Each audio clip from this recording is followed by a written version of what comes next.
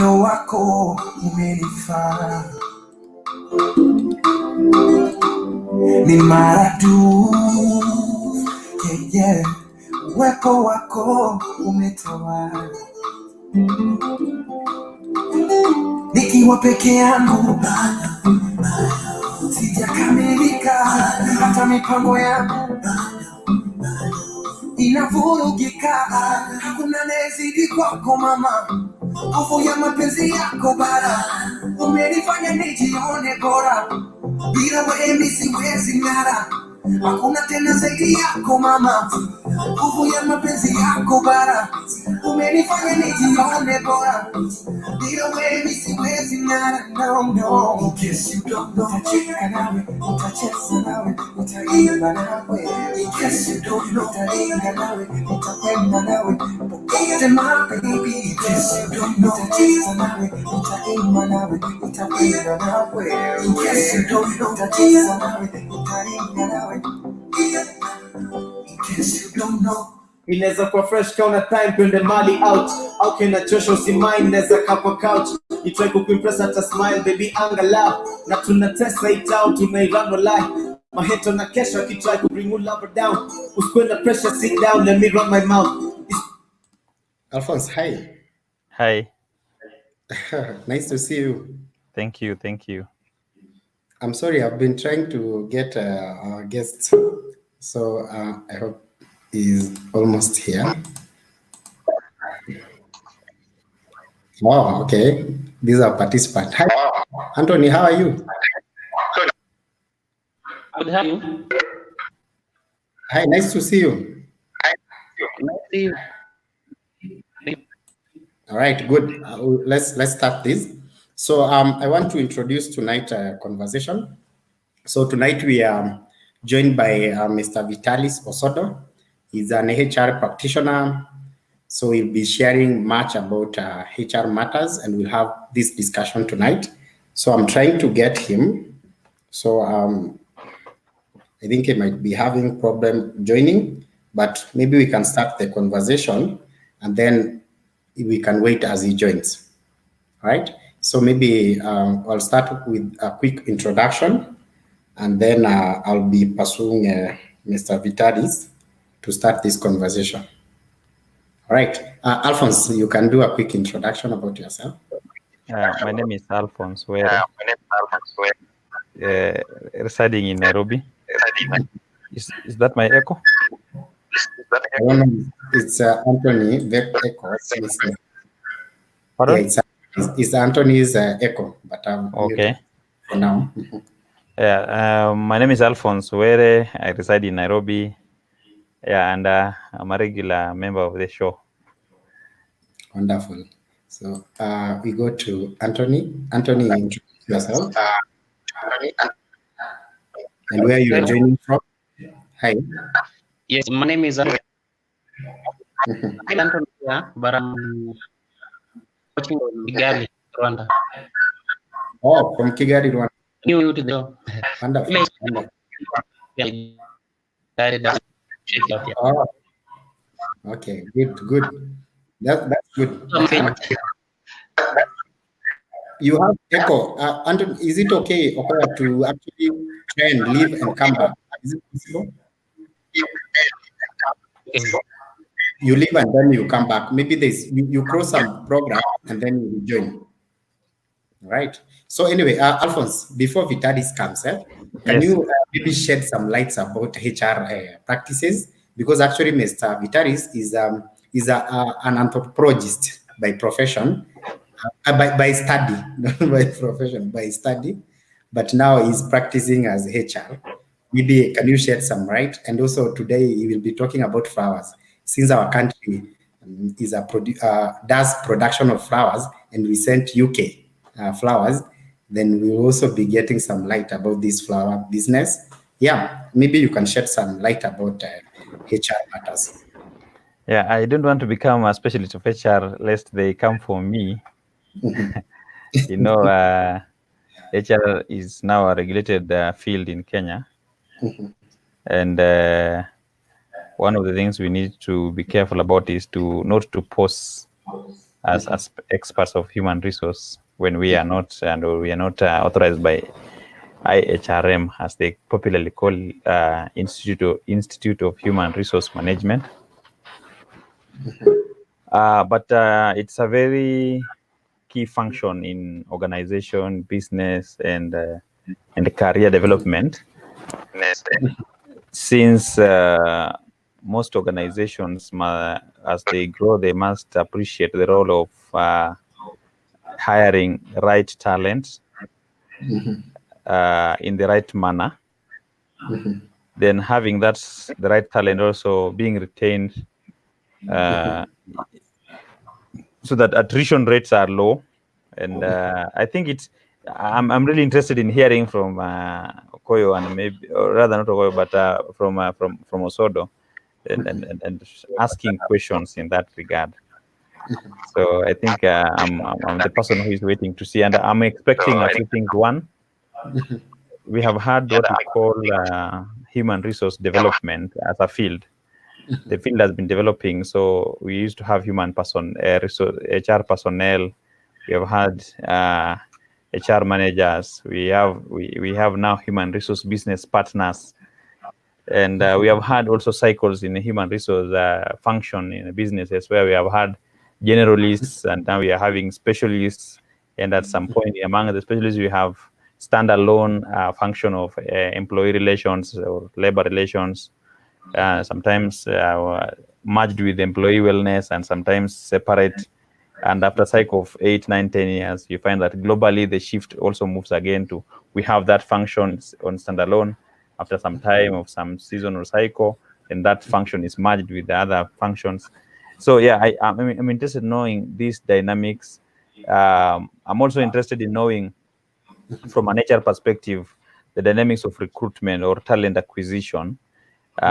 Looking at what we will refer to as different age sets and age groups having different set of behavior, and therefore requiring different tactics and techniques to hire, nurture, mentor, coach, and make them fully integrated into the system, because the younger people will always be the new generation in the market, in the labor market.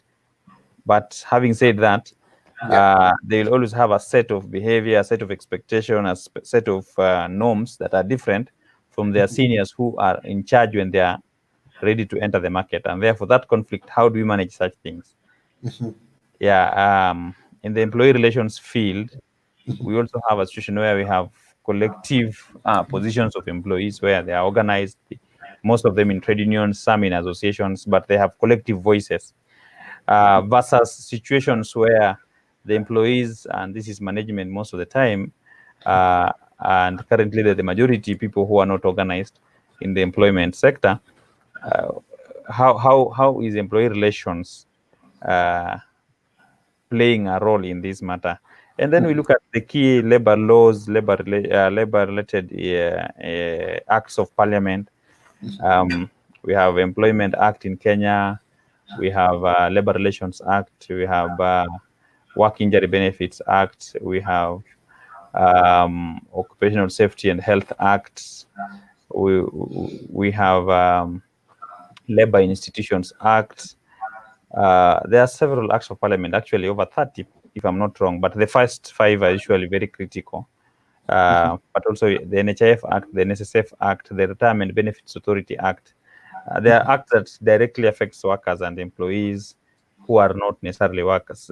Some workers who are not necessarily employees, but the work environment. So I'm interested in hearing more from the experts, and unless somebody asks a question, if I'm given a specific question, maybe it's what I can attempt to respond, because it's also a field that is related to what I do. I do labor policy, I do labor consultancy, and human resource tends sometimes to be part of my clients. The experts in the human resource organization, developing human resource business functions, auditing of human resource functions, and with the inclination to labor. Yeah, so if I get specific questions that are within my domain, then I can make an attempt to respond to them. Okay, good. Maybe I want to. Daisy is saying he's getting his product done. I'm hoping, but anyway, the point is He was traveling, so he's in Rumuruti, and he's in a hotel room. I'm just assuming there's some network issues. So we are going to have him maybe shortly. Yeah, Oh, and Lisa is saying, keep up the good work. Okay, good. Lisa, thank you for joining. So yeah, he's going to join. So I hope the product part is done as soon as possible. so I didn't get what is being done. Is it the setup or what I was No, saying? no, she's making a joke that he's being done some makeup, maybe, Oh, okay. Okay, I hear it. I get it.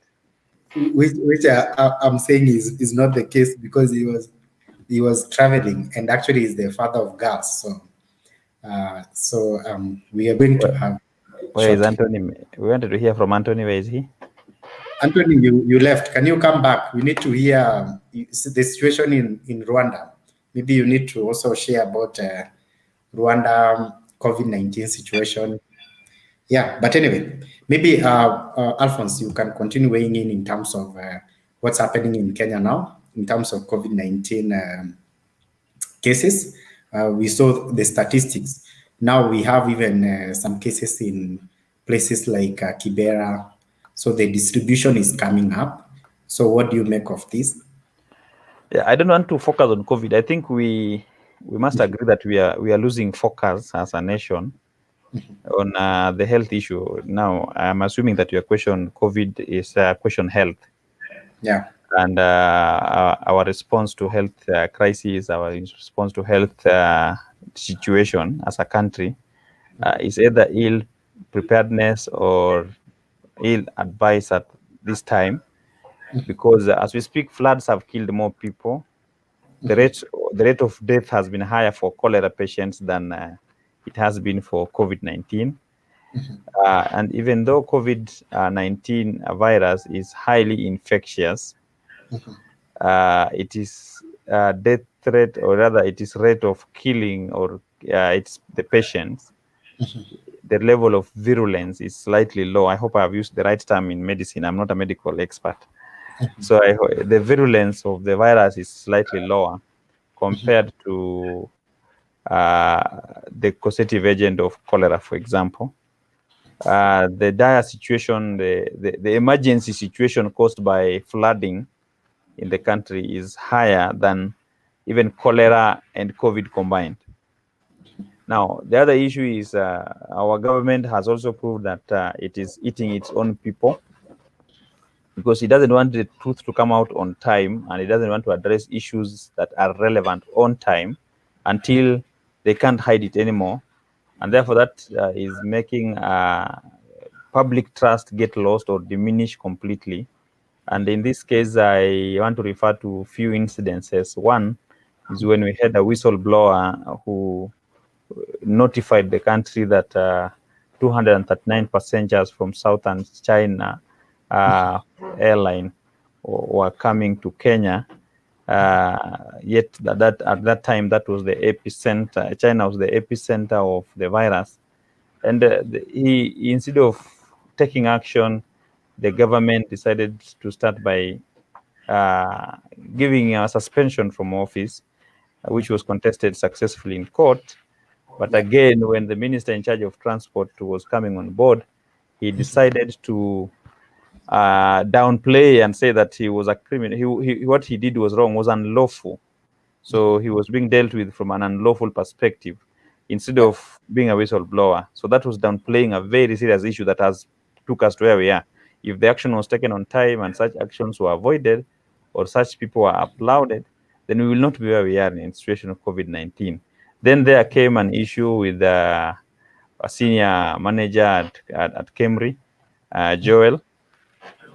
And I think from what we heard from internal sources, and also part and parcel of the media excerpts, both audiovisual media as well as the written media or print media, we had a situation where it is possible that he must have asked budgetary questions and needed budgetary accountability, and had raised concern around budget appropriation, availability of funds for the exercise of testing But instead of them responding to the government responding to such, the issue that came on board was the issue of delayed results the same day, which were still read the same day, around the same time they usually read it to us.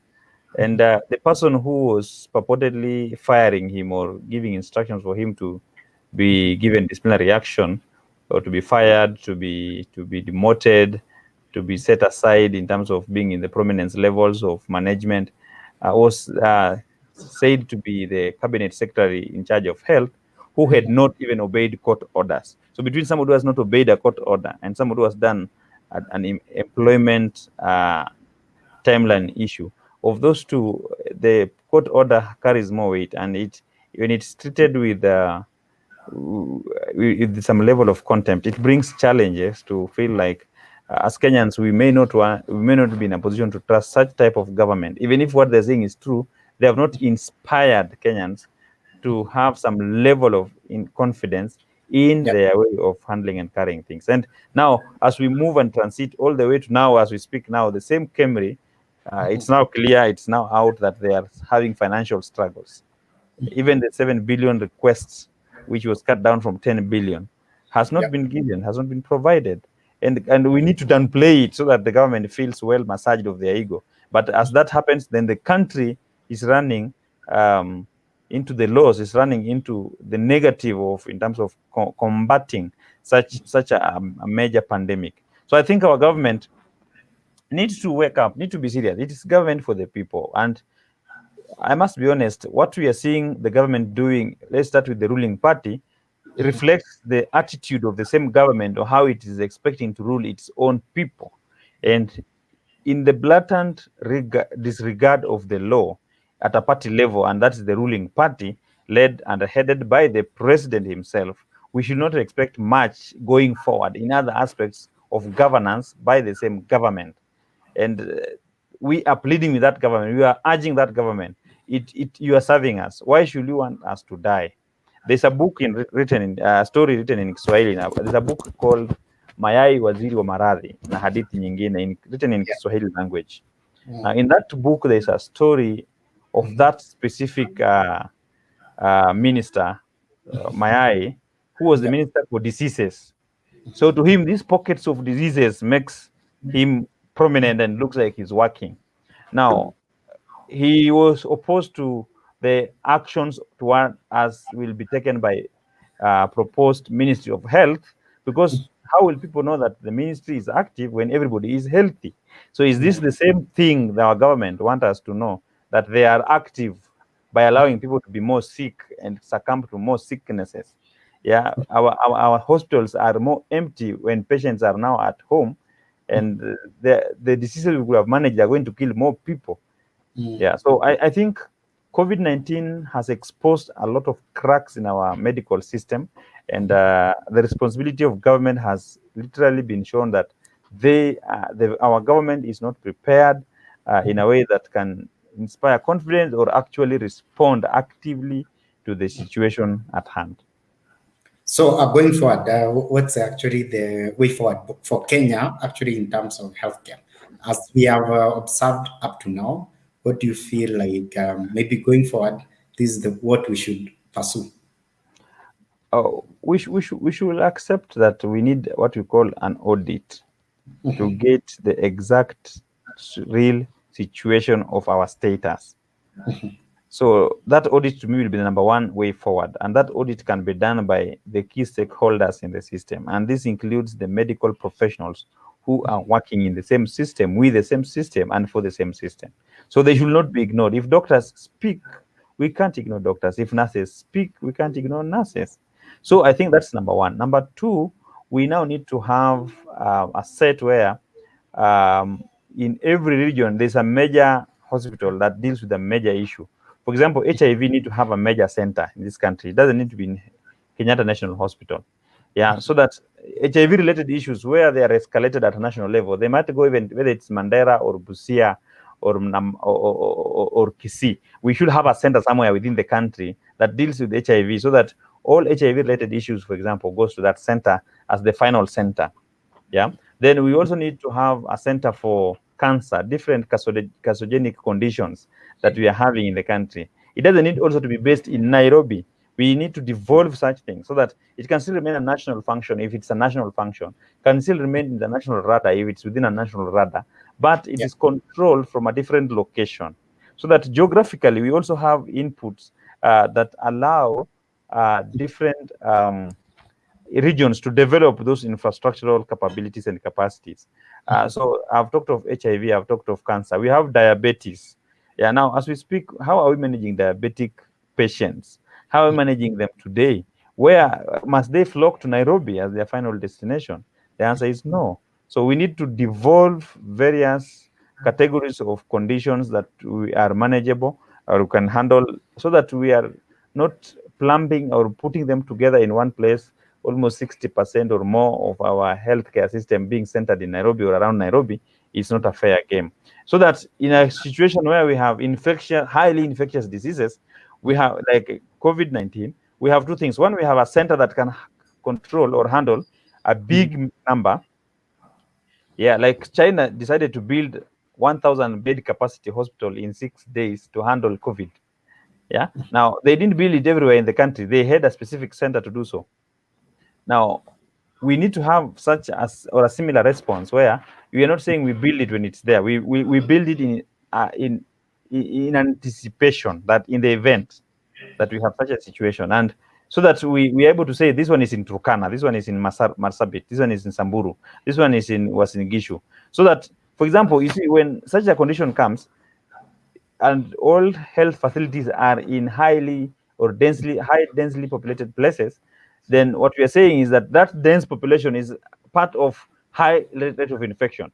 But suppose these people, wherever they were airlifted to one place that is in a remote locality that has sparse population, then rate of infection goes very, very low. And in such situations, we gain as a country because that place can handle many people, but it will not infect many people in response because the activity, apart from that specific facility, the activity can easily be controlled. We can actually tell people in that locality to remain indoors and you can feed them, because if you took people in South Hor or North Hor, where population is not very high, but landmass is huge, you can build a good facility there. And then when you go there, you tell the people who are around, they are less than even Kibra alone. They are less than Kawangware alone. You can lock this group down and tell them we'll feed you, and you feed them successfully. The rest of the country continues the normal life. That population is fed, is taken care of, and then the facility there takes care of the rest. And we lift them. We use our carriers to whether private or public. We have a partnership at that point, and that can happen. So way forward is that we must be proactive. We must be visionary. But as our guest yesterday said in the show, we have myopic political leaders whose leadership capabilities and vision does not go beyond now. So that as we are having a fight of 2022 today, who has a vision beyond 2022 among those who are fighting for the succession politics of 2022? You find that most of them is, let's finish, win, and lead in 2022. So once it is done, is when they think of 2027 again.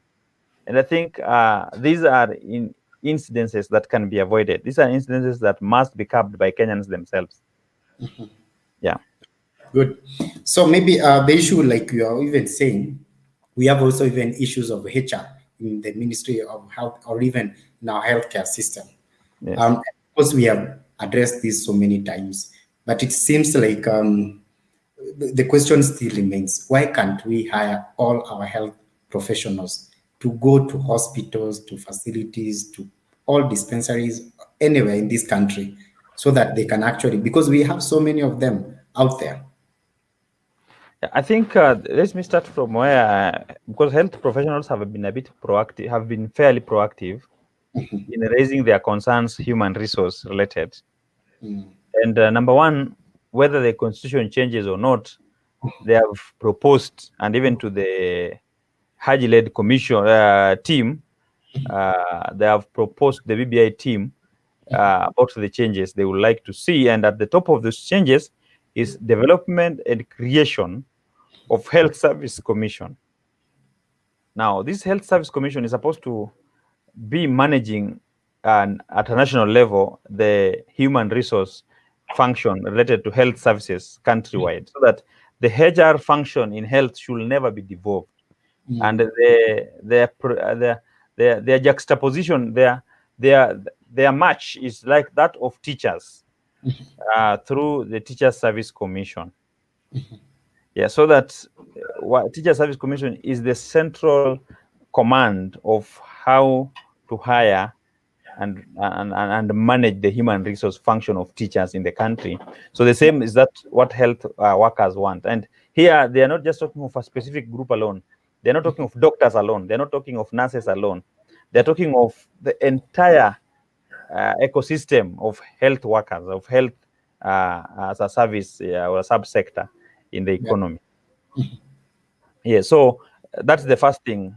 Centralize and let it be at a national level, the human resource function. And the benefits of this through a human resource health service commission is that it will be easier to manage. It will be easier to apply the same standards throughout all the counties, as compared to if this is not done, then what will happen is that some counties have more muscles, have more capacity, and as a result, they will be advantaged over others who don't have capacity to even hire number of doctors because of the budgetary allocation and a few other reasons. So that's one. But two, we look at our hospitals again. How many workers do we have in the hospital? How are we training them? Who is training them? What is our process of training our doctors? Because as we speak today, there's little happening in the research aspect of medicine in our space. Let's be honest. And we are not developing researchers in the medical field. So part of the human resource function is that to also have HR capabilities, hiring specifically people to do various types of research. So that whenever we are talking about development of human resource in this field of health, we are also talking about research and innovation. We are talking of research and development. We are talking of research and capability or capacity development, so that the capacity of the human resource is growing, but also the agility is growing. They are able to grow with the times. They're able to forecast. They're able to do things in anticipation, because you have had other countries claim that they anticipated that there will be a time when we will have a pandemic, and most likely it's likely to be a health pandemic caused either by a virus or such, but they were more thinking of a virus causing such a pandemic and how should they be prepared. So even if they were not prepared, but there was part of the leadership at that time in the past that came up with such theories. And such theories are meant to prepare a nation for an eventuality, come up with different scenarios through a scenario analysis, and then look at different remedies for each scenario, so that when you're found with a scenario, you don't start from scratch. You start from a model you created before the actual pandemic or actual situation. All right, interesting. So I'm still trying to bring Vitalis, Mr. Vitalis. So we are still looking for him. I'm hoping he is going to join shortly. So Graf is saying Alphonse is a good debater. Yeah, great. He is. Graf, you can actually join the conversation. The link is on the comment box. You can join too. We miss you, man. So feel free to join. Yeah. So maybe now, Alphonse, we have always said that this COVID-19 might be actually a blessing in disguise, because I've even seen maybe universities, just learning institutions implementing online learning. Are we seeing a transition in Kenya where now we will actually have online learning implemented fully in this country? Because initially it used to have few courses that someone could actually learn online. But now if we are having implementation for even exams done online, then I don't see why learning online cannot happen. Learning online can happen, but these are knee-jerk reactions. We have seen these institutions come up with what we call strategic plans. So the question we should be asking is, were these part of their strategies in those strategic plans? Yeah. So the first thing you need to know is it was not an active part or an integral part of their strategy. That's why they have never been aggressive around it. I want to give an example. Even churches, this has been a wake-up call, but I want to give an example of a specific church in the city. Christ is the Answer Ministries. They had this as part of their strategy.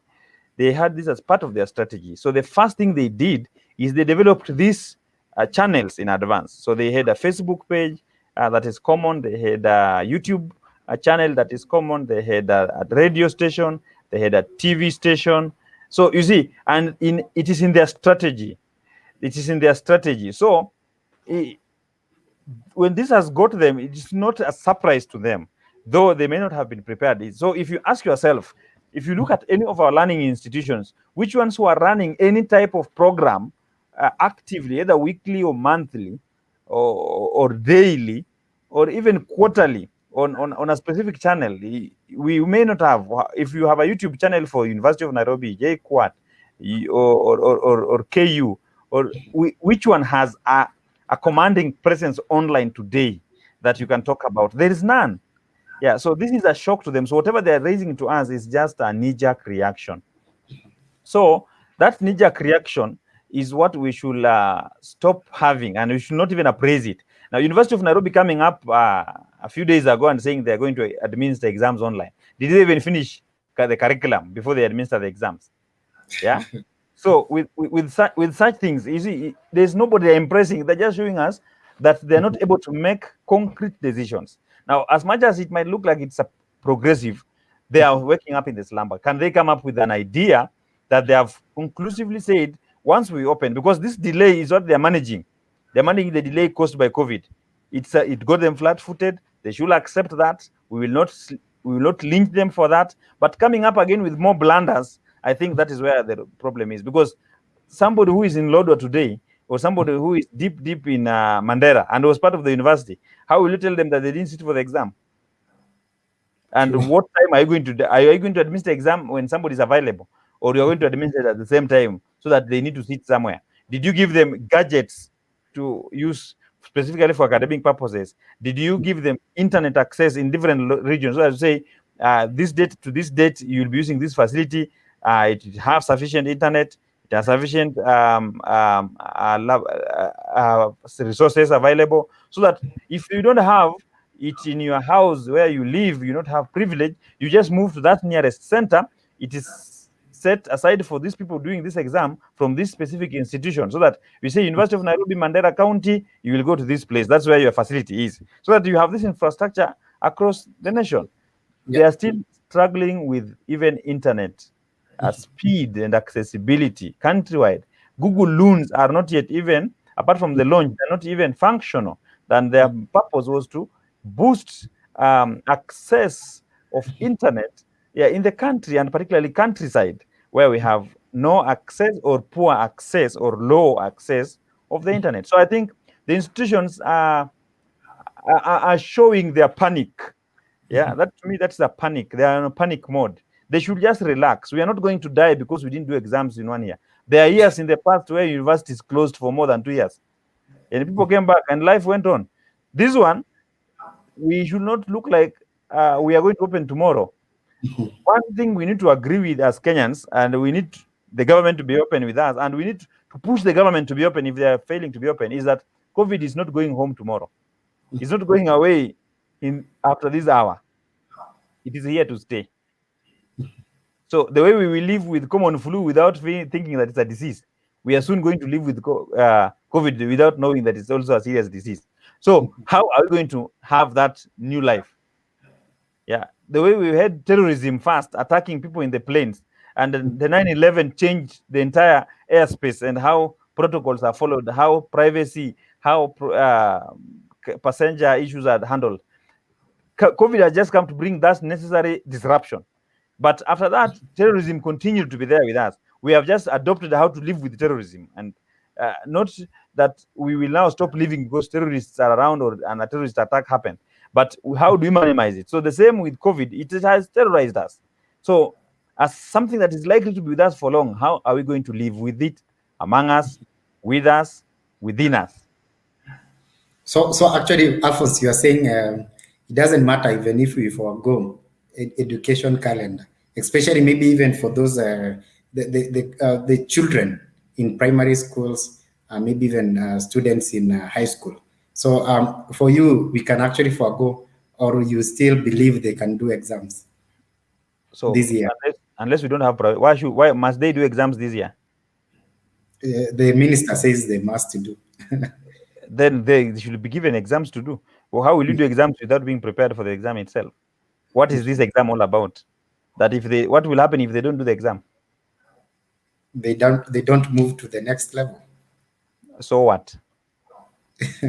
Will they die? Will something go wrong somewhere because they didn't go to the next level? No. And it will not be one group, it will be the entire group. Mm-hmm. Yeah, you see, it is a transition moment, it is a disruption moment. It's not disrupting one person. So unless you give a undue advantage to a group that now will move, others remain, that's the time you say no, they must all move. But if it's addressing COVID, can we address COVID? And if you don't want to address COVID, then open the schools. For my children, for example, it is clear to me they will not go to school. If you open schools in June, they will not go. Yeah, I have to make other things right. They will not go. So whether you open in June or you don't open in June, my children will not go to school. So are you saying you maybe yours you can school them what we call homeschooling? And what does you see, education is not just formal. Mm-hmm. In fact, those who get formal education and miss the informal part of education are not educated at all. Mm-hmm. Yeah. Why can't we spend these are our children? Why can't we spend time with them and make them have a life? You know, there's a difference between investing for the child and investing in the child. Now, it is a time for parents to do a reflection. Why are you keeping money to pay school fees when you can buy a laptop for that child today? Yeah, and then that child learns how to use that computer, and you learn things you could not have learned. If your child today spent 4 more months and they're in class 7, and they leave class, by the time for the 4 months are gone, they can use Word, they can use PowerPoint, they can use more than you can do it. They can use internet more than you can do it. They understand the intrigues of the digital age more than you do. Then between that value and them going to school to have COVID, which you will take them to hospital and be quarantined yourself as they're quarantined, and then you pay, and then you start crying that you don't have money, and then maybe you lose one of the people who are sick or have pre-existing medical condition today, you lose them and bury them. Between such situations and just having everybody alive and healthy, so the only problem is not going to school but learning something new. What is the problem? So Nina, she's saying some will grow old in school. You know, I personally, I was 11 years old in class 1. My daughter is 6 years old in class 1. So what will happen if she goes to class 1 with 8 years? I finished class 8. I finished Form 4. I finished university. Am I too old? I was never old for my classmates. Mm-hmm. So it is just a fixed mentality. It's the problem of the parent. It's the problem when you blame the system. Who is actually the system? The system is the people who implement it, not the children who go through it. And these are the parents. What has been the contribution of the parents in the entire system since we began it? What has the parents contributed to make the system better? You know, when you blame the system, are you part of it? Yes. What has been your role in it? Parents don't even go to school when they open. They don't go to school for the days they are called to go to school. I've gone to school, and you find male parents. We are 4, we are 5, we are 10. And parents are supposed to be, the school expected, if all of us went, we'll be 400 parents, we will be 300 parents, we'll be 150 parents. And you find only 5 male parents, and you find 60 or 40 female parents, and you have 50, 60, 70 or 80 parents out of a possible 200 to 800. So can parents be serious with the parenting role? These are your children. You are not asked to bring them on board. When you brought them on board, you must play your active role. You are the most active person to coach the child. You are the most active person to give the child a life. Wow.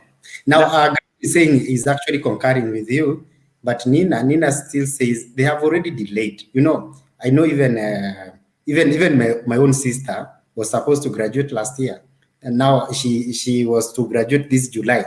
Seems with this COVID, she might not even graduate. So the issue here is there's a question of delay, and there's also a question of it's okay because it's affecting everyone. But have you not heard of people who delayed for more than two decades? Okay. And still They went through the system and they are better than those who never delayed. Yeah. So I think parents are not concerned. They are just becoming a problem instead of becoming part of the solution. In my view, there's a problem. Can we address the problem? The problem is not going to school. The problem is our lives becoming to a halt, whether it is socio-economic. That is, how do we live our life going to work? How are we earning? It has come to a halt. Yeah, and I see that must be Dr. Mercy. Yeah. Daktari, how are you? I'm fine. How are you? We are also good. Can you hear me? We can hear you, but we cannot see you well. Oh, that's nice. The room I'm in is not well lit. Yeah, we are having a well lit room, but I'm good. Oh, good. So we were supposed to discuss about HR matters, but now we are discussing about the situation of healthcare in our country. And now we were even talking about the situation of healthcare because of the impact. And now we were just, Alphonse was weighing in terms of maybe just education calendar, how it's going to affect. And Alphonse is okay. Maybe even we can forego this year without people maybe doing exams, graduating. It's okay. And other people are saying, look, we are going actually to delay. Maybe people have been delaying in schools. So what's your perspective? Oh, on that issue of, but why would the worry be on delaying even a year? Like, what is the loss? What is the main concern with the delay? Because I don't find it an issue. I don't think it's a big issue that that schools won't open in good time, that exams won't be like what. I don't even know how to put. Thank you, Daktari. What are we addressing? How to put across exactly what is the outcome we are looking forward to? Is it just the completion of an academic year? Is this just progressing to the next grade? I mean, that needs to be attached to something. That needs to be attached to something substantial. And for me, I'm just thinking I'm a parent of 3 children. Yeah. And if my son doesn't get his education this year and gets it next year, I mean, to me, it's okay. Because what's the outcome that is concerning me the most? Is it just moving to a new grade next year? You see, is it just completing an academic year? I don't know what the actual concern with the delay in completing examinations in good time, because if you're even worried about a workforce, there's excess workforce in the market. Yeah. If that is the greatest concern. Yeah. Yeah, but even those who are so I unless I understand. No, there's something he raised. There's something he raised. Patrick raised the issue of some people are saying they are going to have delayed graduation. So my question is, what will this graduation, what value will the graduation add to this person who has finished and has not graduated that they don't have today? That's value now. Yeah, because that's the thing. That's what I'm asking. What's the outcome? What is that thing that this person is feeling delayed graduation is going to impact them? How do I put it? I don't know. If it meant something automatically happening at that, then this will be a grievous, like the delay would be so. How do I put it? I don't know. I don't know how to put it. But I'm just thinking that shouldn't be our greatest concern right now. In fact, our discussion will be geared about getting our learners back into good systems rather than them just completing. Because the concern is those who won't sit exams this year will be forced to sit exams next year.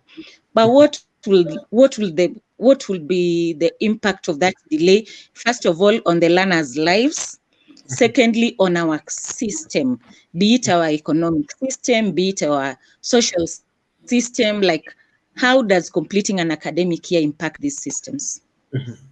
All right. So maybe before I put another maybe a perspective, Graph is saying is wondering why if we have such brains from Western, Alphonse, is wondering how do we have actually in this system?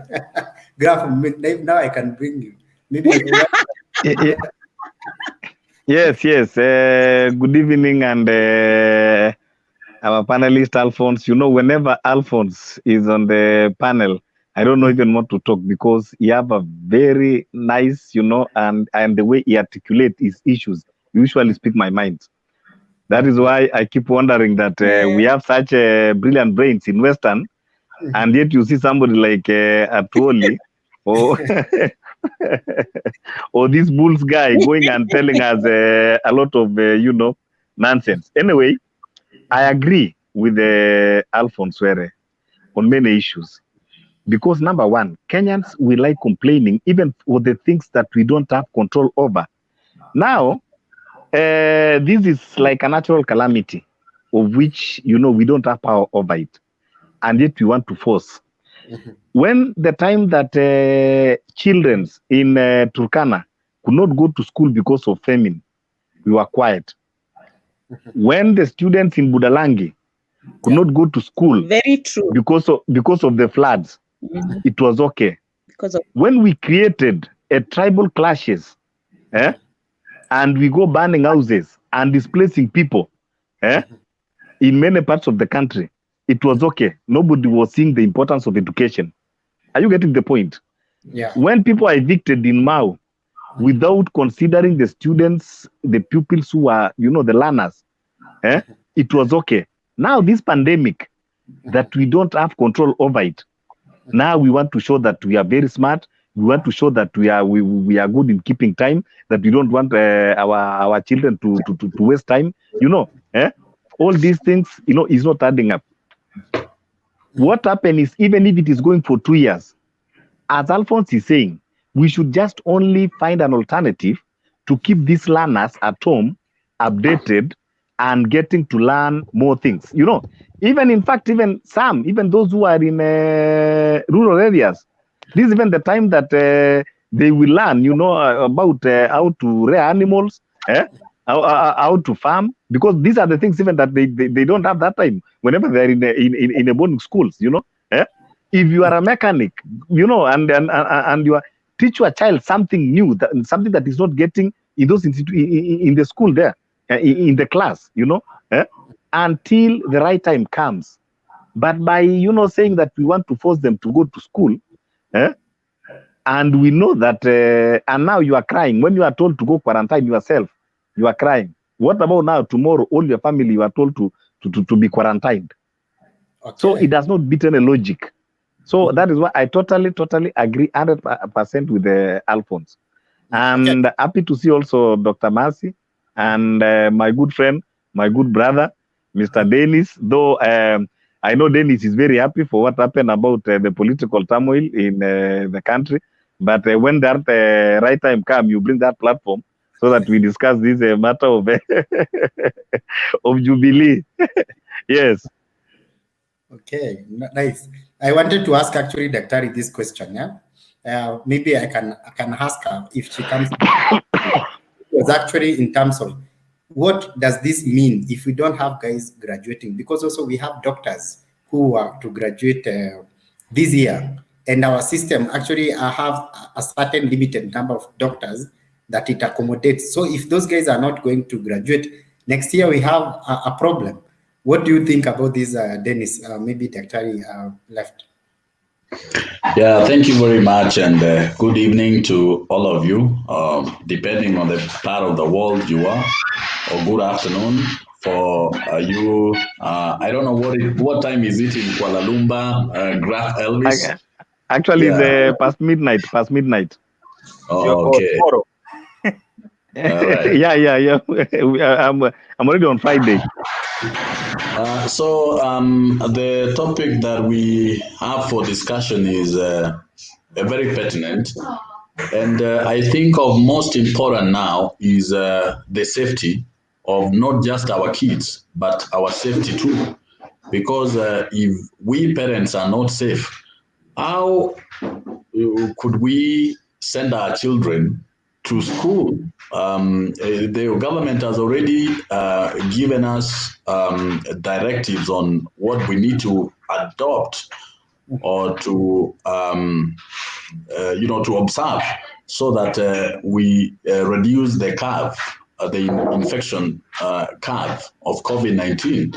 So it will be unrealistic if they don't take the safety of Kenyan children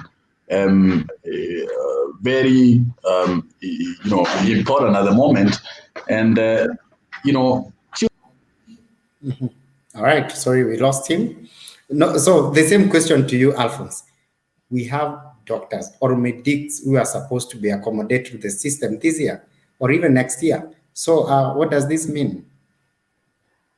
First of all the ones we have already trained are not all absorbed.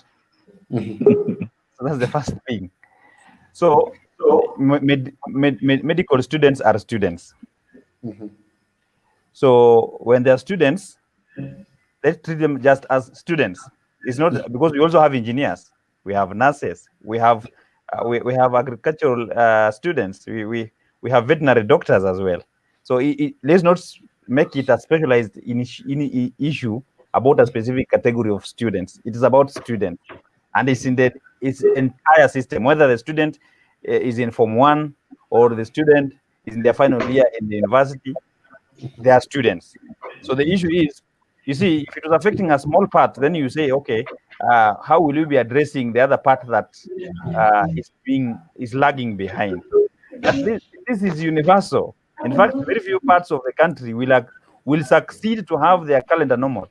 Now, what I want you to know that this is the third time in history for something to affect Olympic Games calendar. Now, the first thing that affected the first World War. The second thing was the Second World War. Now, the third one is this one. You should not dare think that we are in a small situation in just Kenya. The only thing that this is exposing, the cracks that we need to go to, is the leadership gap. Though we have human beings in the leadership positions, but we are having a leadership vacuum. Leadership is defined at moments of crisis. Yeah. Now, if from a perspective of workers, now that Graf wanted me to go that direction and we were focusing on the issue HR, which is actually workers in my view, in perspective of workers, the issue is these companies that we have, majority of large multinationals and medium companies or organizations have been making profits in millions and billions over years. Now, what we need to be thinking about is legislative in nature, that it should be imposed to every employer who has reached a certain level of operation in terms of profitability, that this amount of money will be always set aside in the event of a pandemic, so that your staff are retained. You're getting it? So that, because the labor movement as we speak today is not addressing such issues. Why should an institution make 10, 15, 20, 30 billion in the last 8, 10, 15 years and cannot take care of a payroll that is less than 50 million per month for 3 months? And last year they made 10 billion net profit. So who is enjoying that 10 billion? And why are the workers sweating and dying poor, yet they are making the owners of the businesses rich? These are the things we need to put it up as a policy, as a local law, as mandatory to salvage, so that even if the institution does not happen, we say that if you raise this amount after 10 years, if it has not been utilized because there was no pandemic, then we expect that you can utilize this percentage of that amount, yeah, but still this reserve must remain, so that the long-term observation is that the reserve should be able to sustain the payroll as it is when a pandemic comes for a minimum of 24 months. So once you have developed that capacity, then we can say, so for me, the labor movement, the workers, the labor laws should be thinking of that going forward from COVID-19. Now, Okay. for schooling, what we should be thinking about the new policy that we should be thinking of, how can we now make schooling possible physically or virtually and have the same quality? Because people pay more for accommodation than what they can pay for having an online infrastructure and get the same quality of learning. This is the same question I want to ask Dr. Dr. Let me ask you this question. Alphonce is saying this is not a profession, maybe a fight or even a conversation, but this country needs doctors, it needs medics. And another question will be like, so can actually medicine, can medical professionals study online? And what is your perspective in this whole thing? No. You know, the medical profession, even in Kenya, has 17 to 23 cadres. Okay. It has 17 to 23, 17 when we don't split certain cadres. And now that they even split it further, there are 23 cadres in healthcare. Some of those cadres include health records officers. Certain cadres don't really need hands-on kind of training. However, the actual clinical practice of medicine requires hands-on training. What in some jurisdictions is referred to as experiential training. Now, imparting those kind of skills cannot be imparted virtually. They have to be hands-on. Alphonse, you may disagree with this, but on that, I'm disagreeing with you. We can't train our medics, especially those we expect to offer direct patient care. I think I'm in agreement as you continue. I'm in agreement with what you're saying. I didn't disagree with that. Just proceed. Direct clinical skills cannot be trained or imparted virtually. You just need hands-on training. That's my take on that. So there are certain modules. There are certain modules that can be moved to online platforms, but the entire training cannot be offered on an online platform. Yeah, I think what I was addressing, Patrick asked me, and he asked me about how this, if we were to now move the entire academic calendar, how it will affect some people, specifically the medical training. And my issue was, if we are affecting the academic calendar, even medical students can still be affected by having all that period deferred without having a major impact in their training, because they will just pick where they left. Maybe your take on that? Yeah, and my take on that is, you know, I'm in the medical field and I'm also a trade unionist. So in terms of medical students being impacted by circumstances that have caused them to delay in school, during the 100 days of doctor strike, medical training stopped. You know, no students were being trained for 100 days. That's 3 months, right? That was followed by almost 120 days, 140 days of the nurses' strike. Yeah. When nurses are absent in the hospital, we cannot also again continue training medical students. You realize the laws was close to almost one full year. I can just call it almost one full year that the medical training. All right. We lost Daktari. I think it's a network issue. So Daktari, you can come back. We need that elaboration. So I want to move Daisy to Daisy. Daisy, I'm sorry, we were unable to get. I want to confirm your father to the show because of network issues. So maybe we can actually get your perspective. But Mercy is back, so I'll just first continue with Dr. Mercy, and then we'll get to that. So maybe Dr. Mercy, I'm sorry, there was a network hitch. You can continue. So I was saying, this last year again, there was disruption of the training where I practice at Moi University, Moi Teaching and Referral Hospital.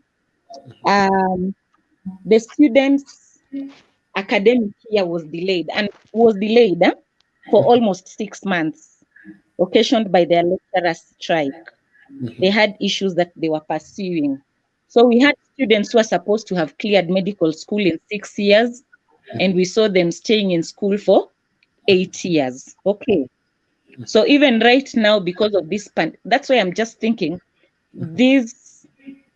if we look at the overall outcome of what we want as a people, what we want, like, and that's why I asked even in the first place, what is the biggest concern with delaying an academic year or an academic calendar? So there've been disruptions, there've been delays in training our medical students. The only thing that it impacted was the Kenyan system relies a lot on interns to offer medical services. And so we suffered an acute shortage of medical doctors who offer very critical services as interns. They manage the wards and all that. So the health personnel were very stretched in those facilities. But the plus to it was government was forced to hire the doctors who were out there who had not been employed.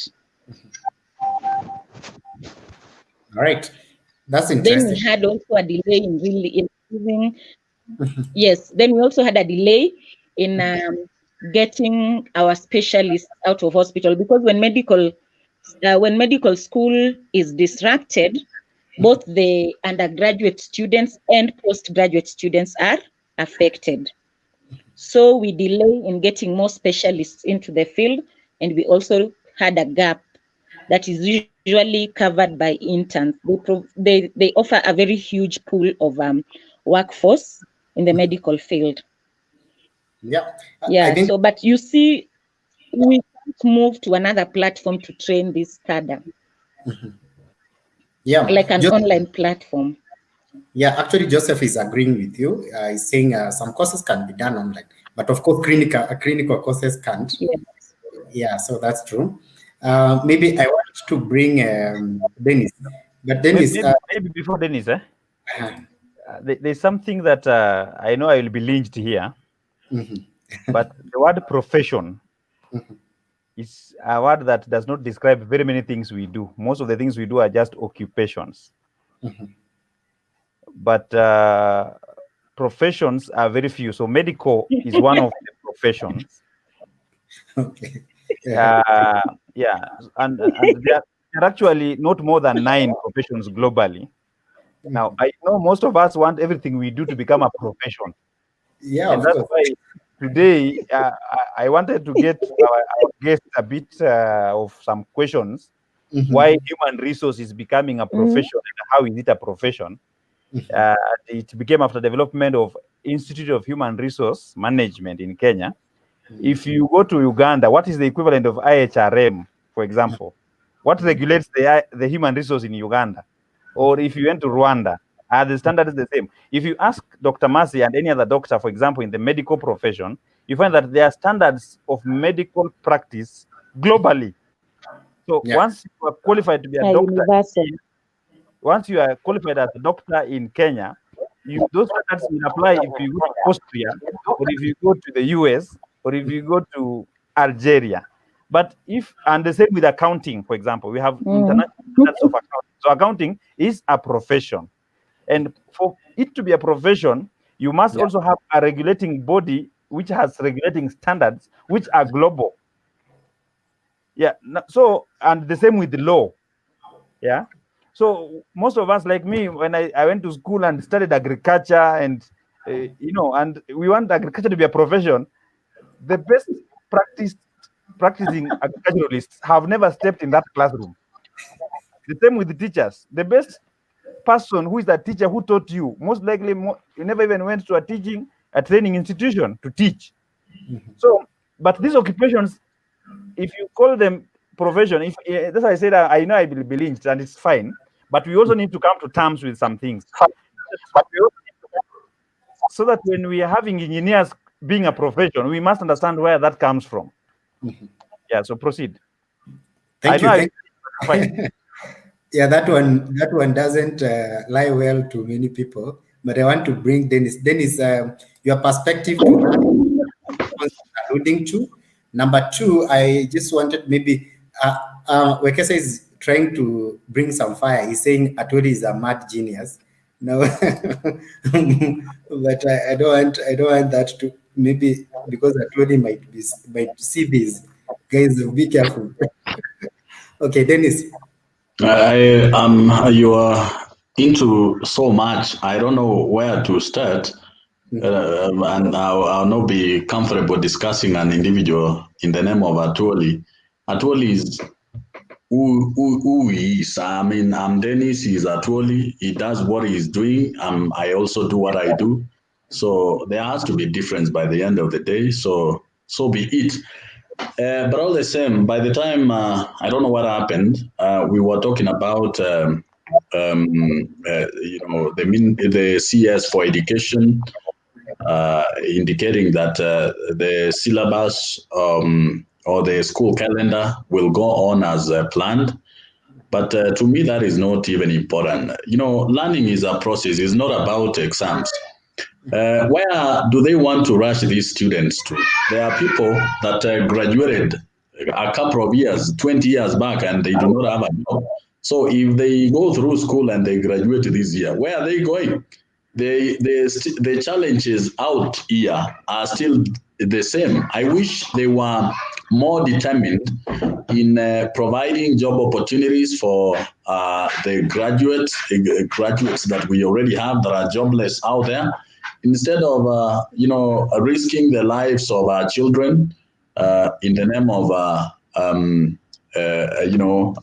ensuring that they do exams within this year. And another issue that is of concern, I think the CS and the relevant ministry should give a direction on what is going to happen with the fees that parents paid, because parents paid fee fully for first term, but that fee was not utilized. So what happens with that kind of gesture? Then that means the fee has already been utilized, and when we open second term, it means we will need to pay a second term fee in full. So such kind of concerns are very pertinent, because there are people who have schools and they'd like to make money. They see this as an opportunity, because they've missed out on the business they do with parents, and therefore they want us to rush our students. They do exams, and then we do two terms in one, so that the fee we had paid in for the first term is already considered utilized, and then we pay fully for second term and third term. So to me, that looks more of a commercial gimmick, and it does nothing for a Kenyan student. And in terms of learning, I mean, you cannot rush students to learn. Learning is a process. They need to learn systematically and slowly. It's like you cannot have a child born today and you rush that child to grow and become an adult. It is always a process. Even if you have money, that child must go through the process until the child becomes old. You plant a tree today, even if you have money to afford fertilizer, that tree will not grow as you wish.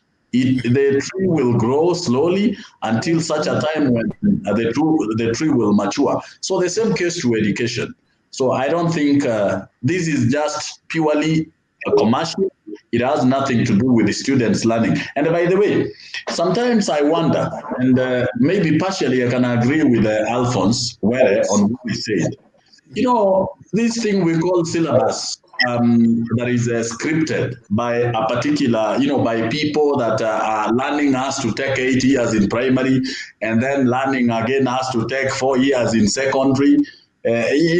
All those years, we were born with talents. Some of us are talented, and this syllabus sometimes in some scenarios has wasted people's talent. Because if I'm talented to do something, it must not necessarily take me a whole, areas in primary to be a fundi, for instance, to be a mason.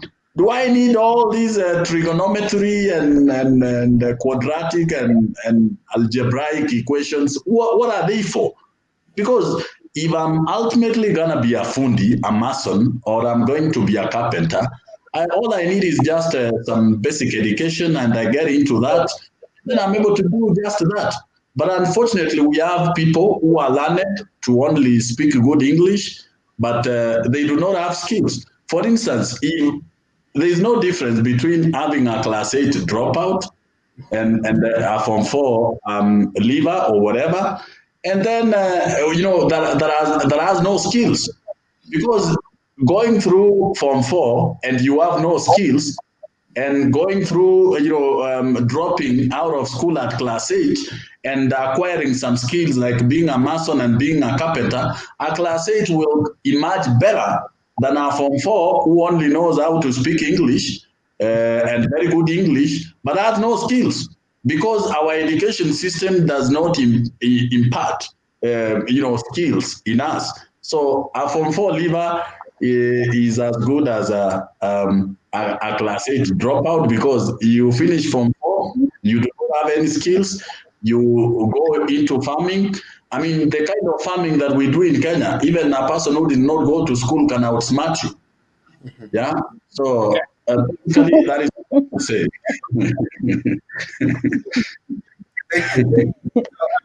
I want to move to the future of work and how has viewed it. So, Mercy, I want to come to you on that. But before that, Graph, now there's a tricky balance between the economy, especially of this situation, whereby we have people who have schools, they also have employees. So this is about also lives. So how do they even pay their salaries if we cannot pay school fees? Because Dennis is talking about we cannot pay school fees, but of course these people who own these schools have also employees. So how do we pay their salaries? That first of all is that we should not live in denial. We should not, we all understand that this is a pandemic and all of us are affected. So it's only that majority of us are still in denial. We have not accepted our situation and our condition. So in a sense that we should now adjust all our norms, our expenditures, and because automatically our income have been affected in all spectrum of our endeavors. So like now schools,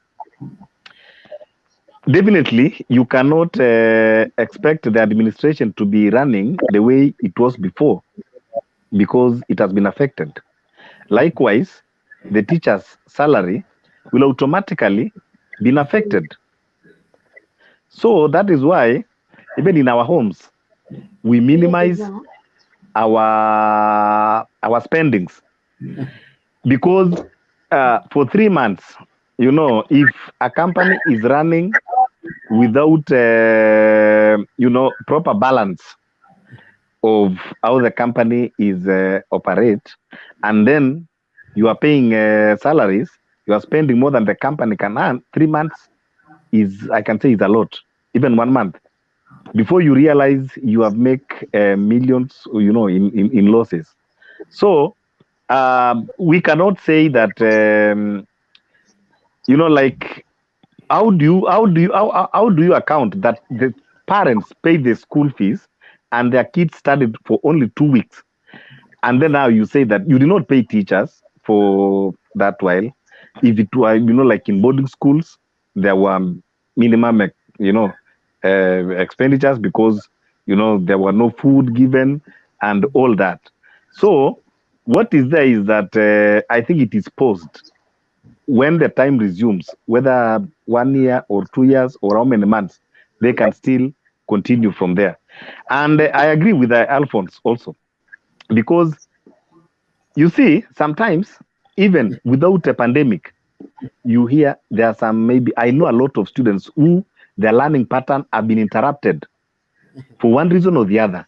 Some because of maybe they lack school fees, and they spend a lot of time at home. Some even they spend even 2 years before they resume to complete, especially even those in colleges and universities. We know that is the way, and they usually come back, and get wherever they were, they were planning to. So it only now it happened as an umbrella. It affects people who think that they have managed their life and nothing is supposed to come in between, But for the ordinary, wananchi who understand the hardship, those kind of interruption in education of, their kids, and even those in high education that they are struggling, maybe doing a part-time job so that they can sponsor themselves. Sometimes when there is no sufficient income, they interrupt fast their learning until they catch up before they resume. So it is not a big deal. But in terms of the economical aspect of it, everybody is affected economically. Everybody, So even the government, after this, when you see the growth of GDP, I think nearly even the giants countries that we know that they are good in the economy, strong, they will also be counting losses. So it's only that now we need to accept that this is the current situation, and we are going to live with it, and we are going to adjust our ways in terms of economically and all our activities. All right, interesting. So that's really interesting. So Dr. let me ask you before I come to Mondan, how are doctors, maybe especially those who are running maybe private facilities, how are they coping with this crisis? Are they having their patients, and also the future of even medicine? Are we going to have, especially in Kenya, where maybe doctors, private practice, actually consulting with their patients online?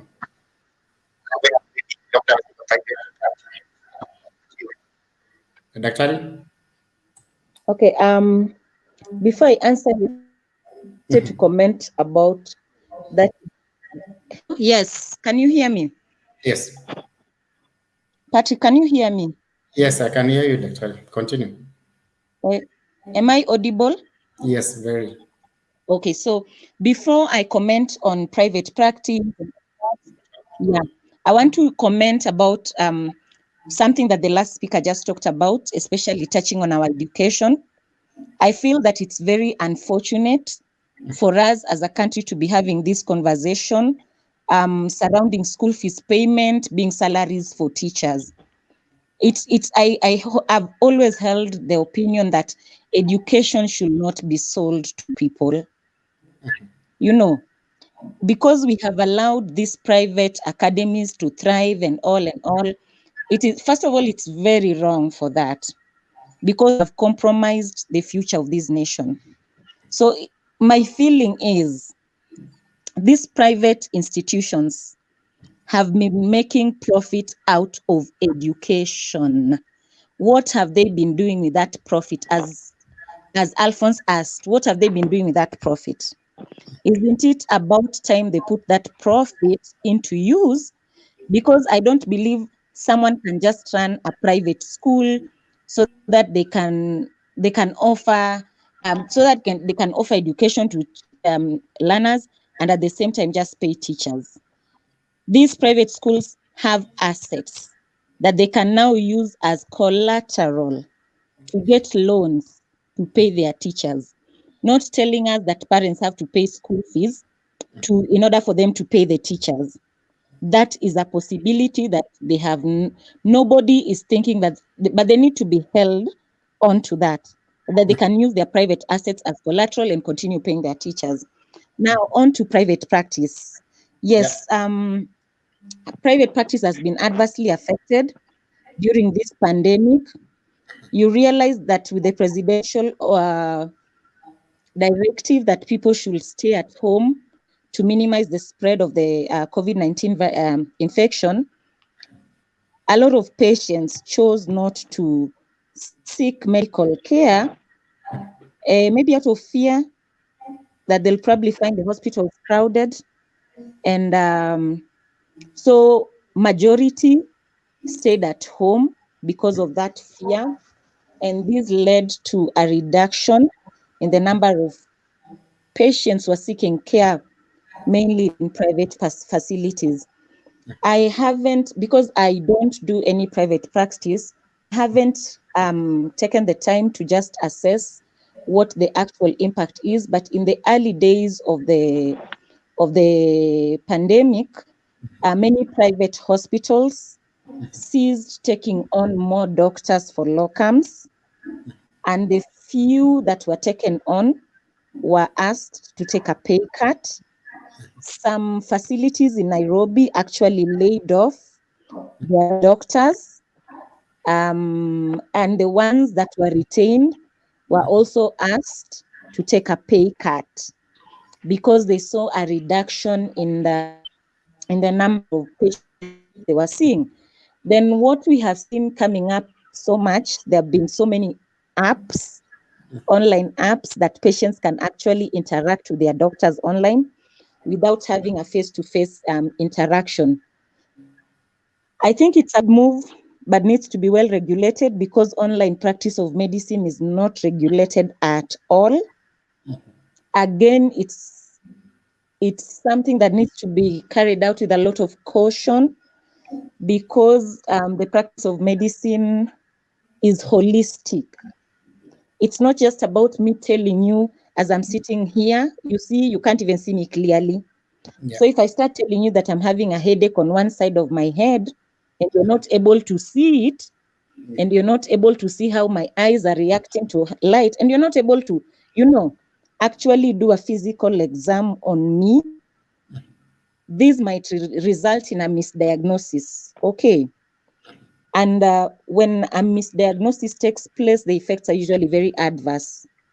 Because if you misdiagnosing a very bad disease that is very aggressive, the outcome might not be something really good. So whereas these online, I've seen those apps around are good. I just think we need to approach them with a lot of caution, and we also need to regulate. Right. It can be used it can be misused. And the general public, our general public is very trusting. Okay, so that is just my take on it. Right, that's interesting. The good thing is you actually believe it only needs a regulation, but it's good maybe, right? If it's well regulated, it's good. And by the way, Dr. I want to maybe to get your perspective before I come to Monda. Do you think in terms of, if it's well regulated, yes. Do you think this is now the future, how we can actually solve the issue? Do you think this is now how we can solve the issue of doctor-patient ratio in Kenya? Your opinion, if it's well regulated and it's out there? No, no, because no, it's not just about regulation. Telemedicine is practiced the world over. It's not something new being introduced into medicine at this time because of this pandemic. We practice telemedicine. We hold boards through teleconferencing and all that. But this has never replaced the need to have physical contact with your patient. And this can still not replace that.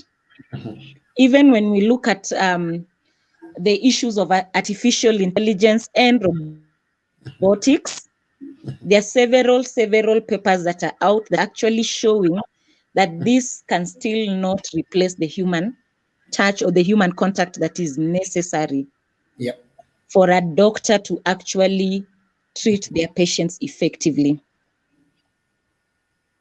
So no, this cannot address the issue of patient to doctor ratio. That ratio has to be met.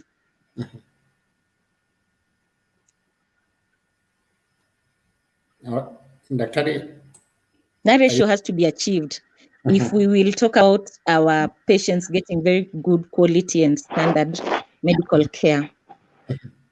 Yeah. interesting. Maybe now I'll ask Monda a political question, since he's a political activist. Am I? Yeah. Sorry, I'm saying that's fine. I just want to ask Monda. Take me to politics only.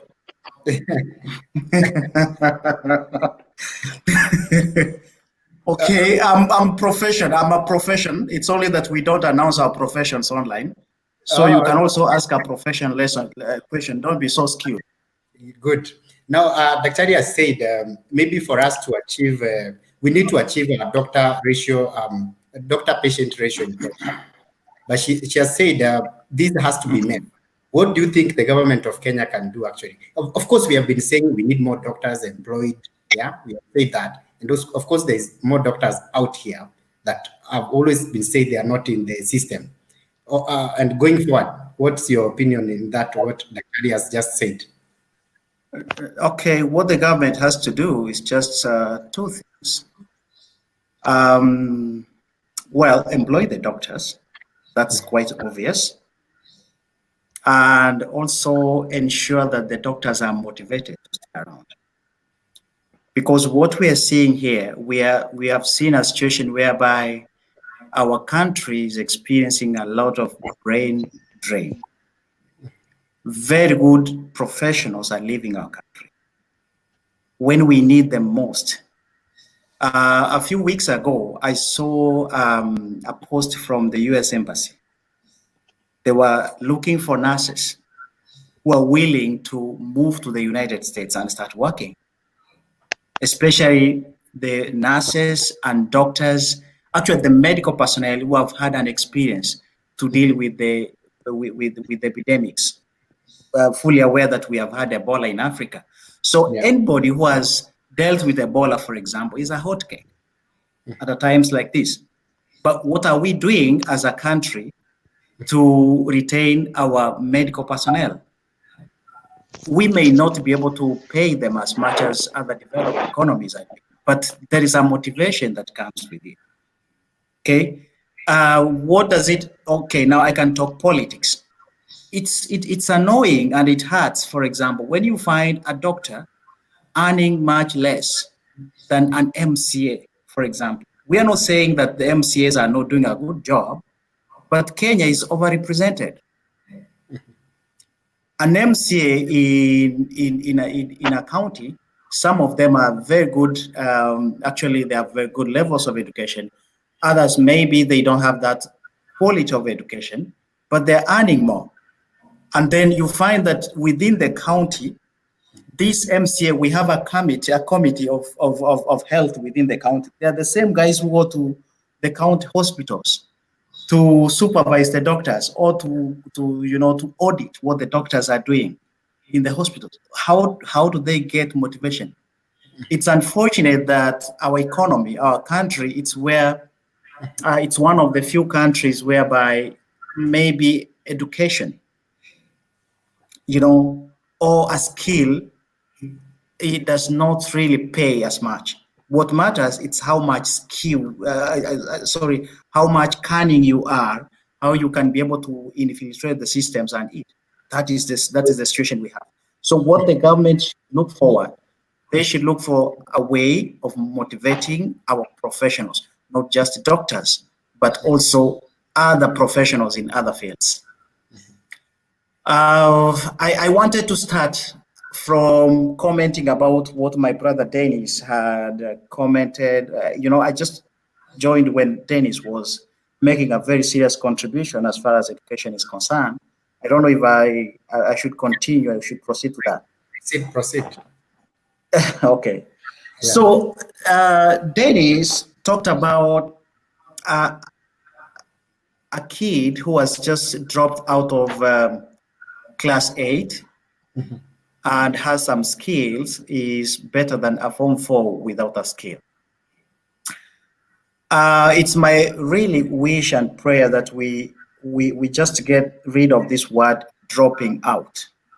Students do not drop out, they exit. We have different levels of exiting the system. And it is everywhere in the world. For example, in Russia, we have an exit level in, for example, in an equivalent of Form 2 in Kenya. A student can exit the system at Form 2, and then he goes to a technical training, and then can build the skills on and on to a level of maybe somebody with a diploma, and can even further to a level of somebody who has done the same level of skills university. In the UK, we have what we call apprenticeship. They also exit at some level, and then they get into some skills whereby they grow the skills. In Kenya, we have the same. We have our students exit, our kids exit at class 8. And then we have this, there is a special system, a special, how can I call it, department in the office of the deputy president, where they have been building some kind of institutions all over in the country, whereby with a class 8 certificate, you have your ID and everything, you can go, for example, start doing something like dressmaking. From dressmaking, somebody can graduate to be a designer. From designing classes, you can grow and develop your skills. We have exit level at class 8. Then we also have exit level at Form 4. And then we also have another exit level at, actually we have an exit level in some tertiary colleges. And then we have another exit level at university. So sometimes when we talk about dropping out, it looks demotivating. But if we just look at it as an exit level based on your ability, and there are alternatives provided by the system, then it sounds good and it sounds motivating. I think that's what I had to say. We have it. The problem with, yes. Sorry for interruption. I want to comment on exiting at class 6, exiting at class 4, exiting at Form 3, exiting at Form 2. So that we match the concept of dropout, whether it's a concept or a misconception. Yes. Yeah, Form 2, Form 1, Form 3, class 6, class 7, class 4, class 5, something like that. Okay, personally, and from my own understanding, the way the system is intended, number one, no student should really drop out of school. That's how the system is intended. Mm-hmm. So if somebody then gets out of school at class 6, definitely then we have to start talking about a dropout. That's dropping out of school. But the way the education system is intended, if a kid completes class 8 and then goes to how do you call these institutions that are being built all over nowadays? Vocational. Yeah, I don't think if a parent is gonna go to prison if the kid completed class 8 and then went to the vocational training. But if a kid completes class 8 and stays at home, we know legally you're gonna go to prison if we had systems working. So we're looking at these exit levels based on the ability of the learners. But if and they're saying this vocational training, they have been made in such a way that, you know, trying to be a bit positive, though it's not working as we're saying, they're supposed to be absolutely free. And that's why even the higher education, for example, loans board started giving loans up to students who are going to school in middle level colleges, so that we don't have students or kids drop out of school. It's a well-intended reason, and maybe we can talk about an exit level, an exit. It hurts a lot when you meet somebody and say, hey, you dropped out of school at class 8. Okay, that's my understanding. I don't know how much you agree with it. No, you are right. Only that the concept, the dropping out is also there, so that if you're in a level, primary level, and you don't complete primary level, then we say you have dropped out. If you complete, that's a dropout. If you complete primary level, then you have exited at the primary level. Yeah, so that's what I just wanted to get clear. Then the other issue is it is not even about the deputy president, because deputy president's office was created in the 2010 constitution. The vocational training is being regulated by a body called NITA today, National Industrial Training Authority. This body, before it changed the name in the new constitution to NITA, it used to be called DIT, Directorate of Industrial Training, which was established in 1925 in Kenya. Yeah, so I personally have family members I've taken after class 8. I felt they can't go to command because they didn't perform to indicate academic prowess, but then they went to vocational training and they have done so well. They're doing better than some of us who went through formal training academically. So what I think is the issue has been that we have not popularized this as much. We have not given it attention. We have been so much paper-oriented, academic-oriented, but vocational training gives us a lot of hands-on skills, and they help us a lot. You get better mechanics from that side. You get better people who do dressmaking, clothing and textile in general. Leather work is there. So there's a lot, and you can actually acquire an equivalent of masters. I know after equivalent of masters in that line. So you see, I think we have failed, all of us, both the parents, the community where we come from, and even the government. You see, when you see a minister of education, for example, go to press and rank students, this is a student who scored 480 marks out of 500. And those high performers are celebrated. And everybody, even the parents, oh, you know, my son scored this, and we take pride in that. So that one, in a way, you know, it's you know, it's affecting the whole society, how we think, on how we perceive, you know, how we perceive education holistically. Because at that line, we're just imagining that the most successful people are those who scores very high grades. Then they proceed all the way to university. Even when you get to university, somebody's going to ask you, hey, what course are you doing? And then you say, hey, I'm doing a Bachelor of Arts Anthropology. And then it's like, what the hell is that? Okay? You know, what they want to hear is like, you know, I'm doing Bachelor of Science,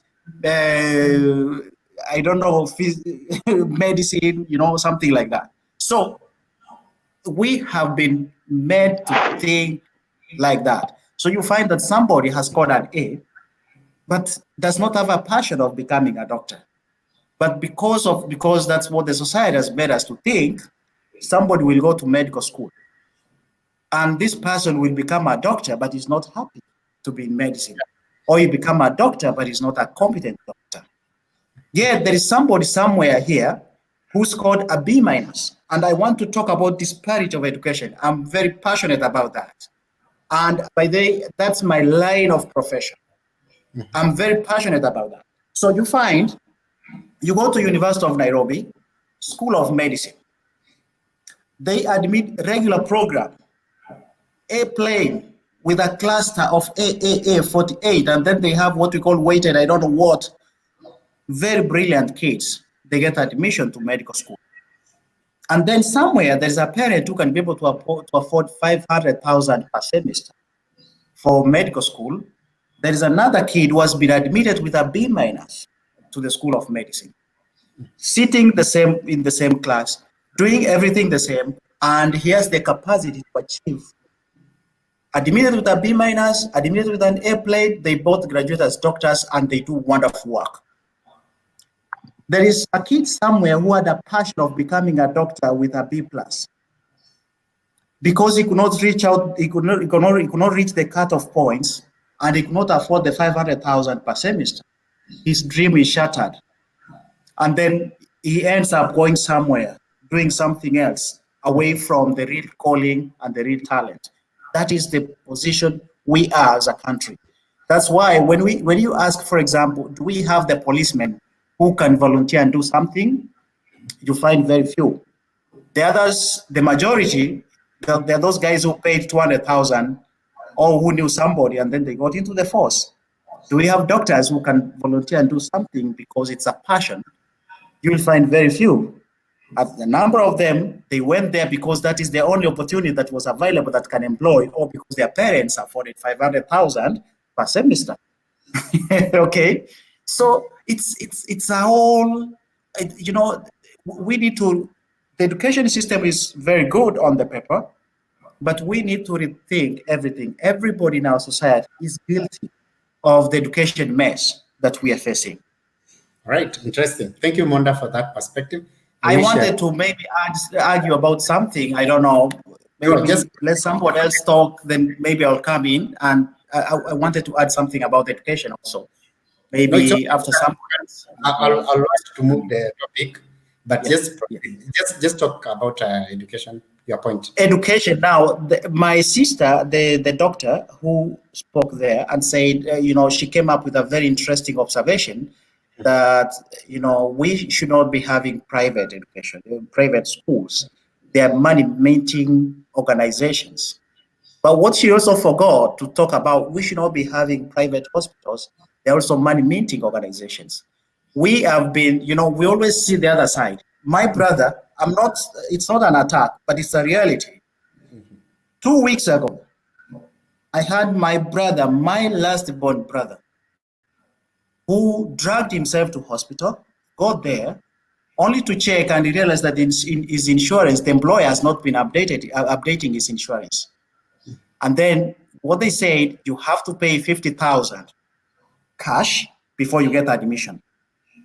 The guy was terribly sick. Now we are criticizing the private schools. Now look at this scenario. The guy had to sit outside the hospital for over 4 hours. Literally, I had to send 50,000 to his phone. You know, he had to reach out on me, and then luckily I had some 50,000 in my phone. I had to send him 50,000. That's when he got admission. The guy then stays in, and immediately, can you imagine this situation? He gets admitted into the hospital, immediately was put on oxygen. Somebody who was put on oxygen, who was about to die, he was never admitted until he gave out 50,000. Okay. He was put on oxygen for 3 days, no, for 4 days. And then after that, now, I think for about a week, then he was supposed to be discharged. And then the guy goes to the doctor and say, hey, what if I don't be able to raise, the bill comes 230,000. And then the guy was like, what if I will not be able to raise this money? And then they tell him, okay, you can pay for the bed, you keep staying inside until the time you get the money. He was lucky that I had some money and I had to go to my phone and send him 200,000 for him to get up, because he, you know, unfortunately he was caught in a situation, he had spent all his savings, he didn't have the money. So I had to send him 200,000 for him to pay the bill and get out of hospital. That was just last week. Now, the question we ask is this: where is humanity? Where is morality? And where is professionalism? Okay, interesting. And where is the social corporate responsibility? So it's a whole thing. It's a whole complicated question. It's a whole complicated scenario. How many people do we have in Kenya?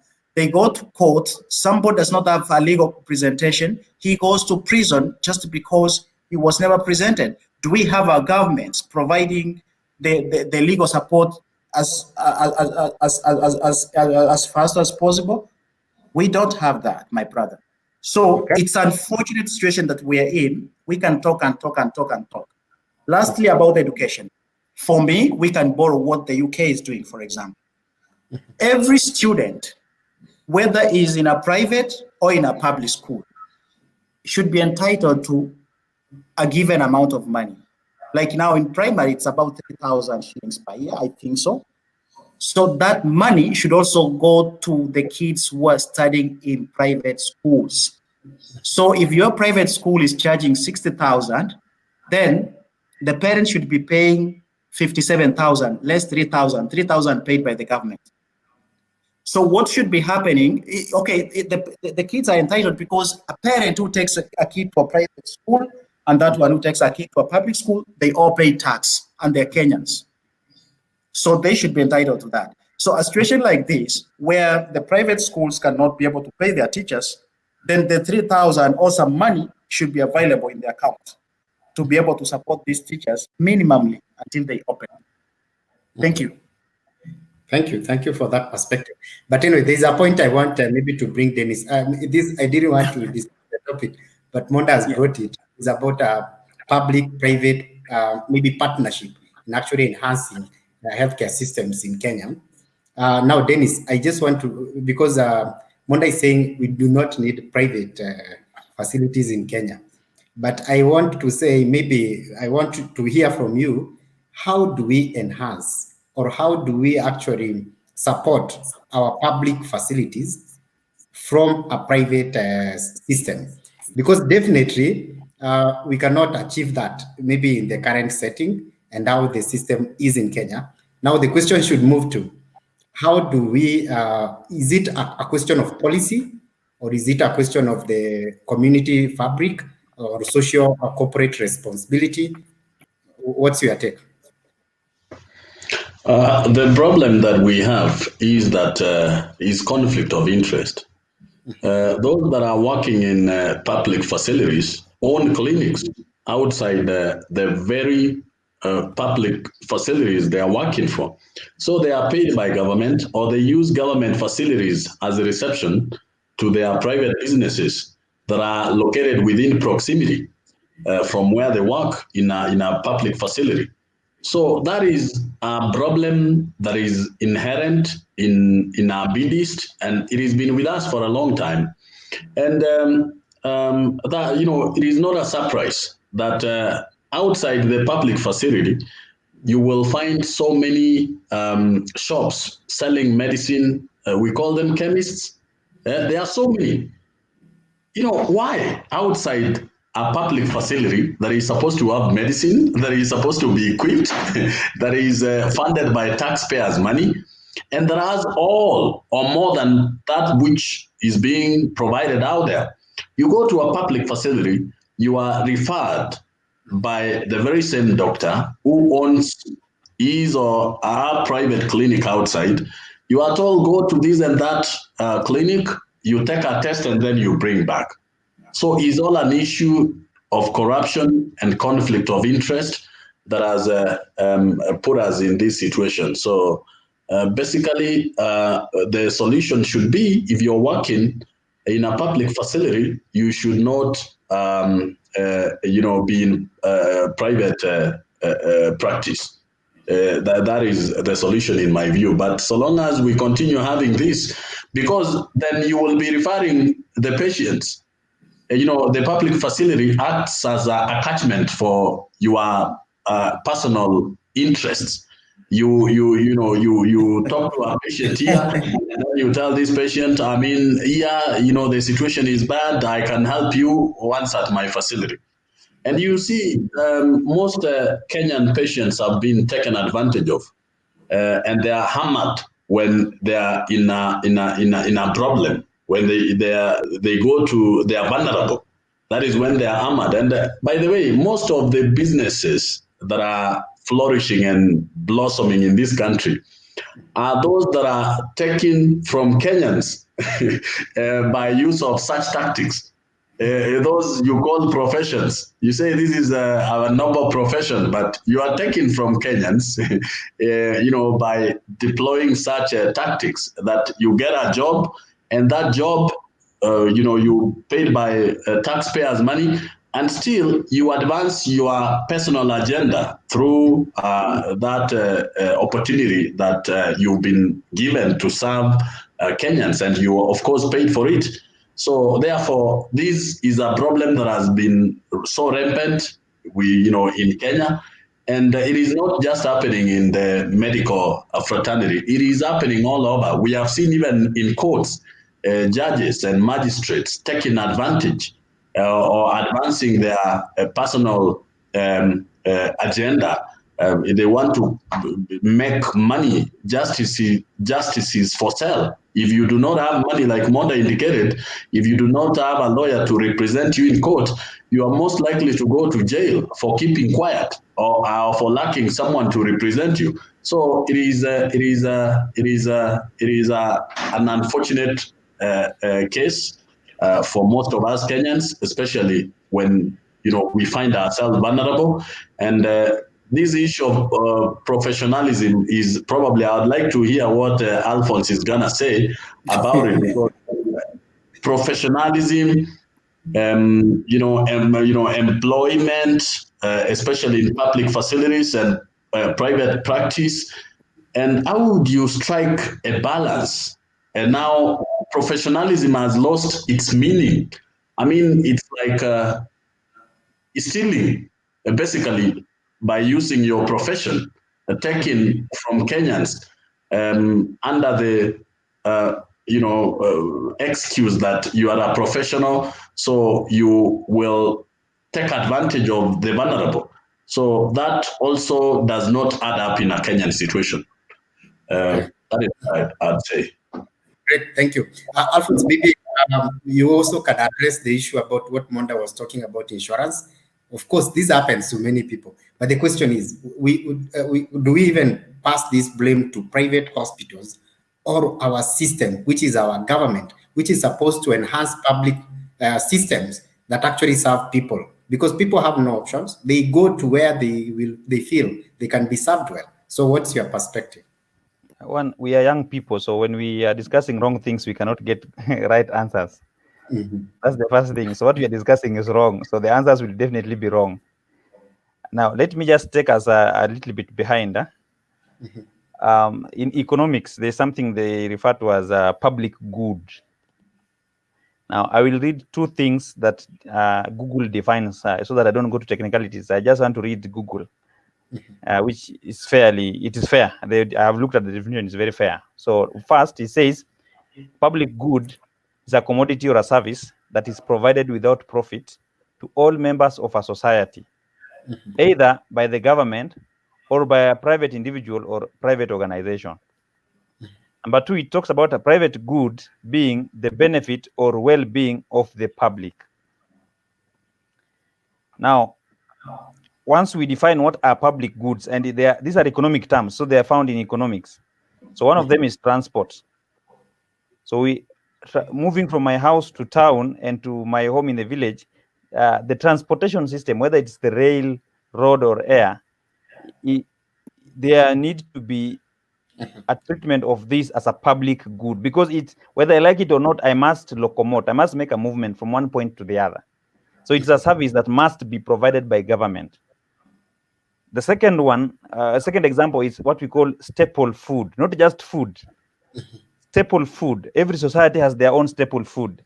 There's a staple food called matoke for a specific society, ugali for another society, wali for another society, fufu for another. So every society you go to, they have what they consider this is our food. So staple food should be provided by government. Now, health care is also a public good. Education, and we call it primary and basic education. Basic education, primary education is a public good. Now, any public good that has something called private has lost it. Because the word private, then what makes it private is inclusion of profitability. If you are providing water, water is a public good. Good water, quality drinking water is a public good. Sewerage system is a public good. So whether you bring partnership between public and private, or you bring private players in it, you have lost it. So anytime you find a private entity providing a public good like electricity, you have lost it. So don't start crying about Kenya Power, because it has public image, but it's run in the private hands. It is funded by the private people who have private interest, which is to make profit. That's why they have to calculate how much units you need to get at what price so that they can get that money back with the profit. That's why they invested in it. You don't invest somewhere where there are no returns. When you hear the word investor, then remember in their mind, whether back or form of their mind, is what are the returns. So we should not be celebrating that private or investors or international investors are coming to join hands with our government to provide education so that they are funding help. Education is not provided through loans, for example. Those who cannot afford and it must be paid for, they are given either scholarship, which is not refundable by the learner. You don't get scholarship and then you return it at an interest later. No. Or grants or bursaries. None of those is refundable once you have used it. But when you find that we have a situation where a country has a finance system where they have to assess what we call credit worthiness for you to be a borrower or for you to be lent money. But then there's a group of people who are called bright and needy who are not credit worthy, and then you lend them money. What you are doing is that this is a group of people you are enslaving in advance. So the money when they get a job of 20,000 and they're being deducted 5,000, that is the only money they could have raised to send to their mother, who has even sold their land. But it is being deducted at the source by force. They have no choice of how much to say, and it must be deducted. If you don't deduct as an employer, you are put into trouble. So I'm saying that in the entire discussion, the issue is whenever we're discussing public good, we are supposed to have no private hands or engagement. Now, number two, you guys have talked about something that is commonly known as CSR, corporate social responsibility. Now, there is no record globally in the entire history that CSR has any benefit to the people. It is only a tool used by corporates to fail to pay taxes, which would have been of a better benefit. Now, on a face value and how it has been packaged, and I've done this myself in my labor studies, and therefore we can argue it with anyone and present hard facts on board.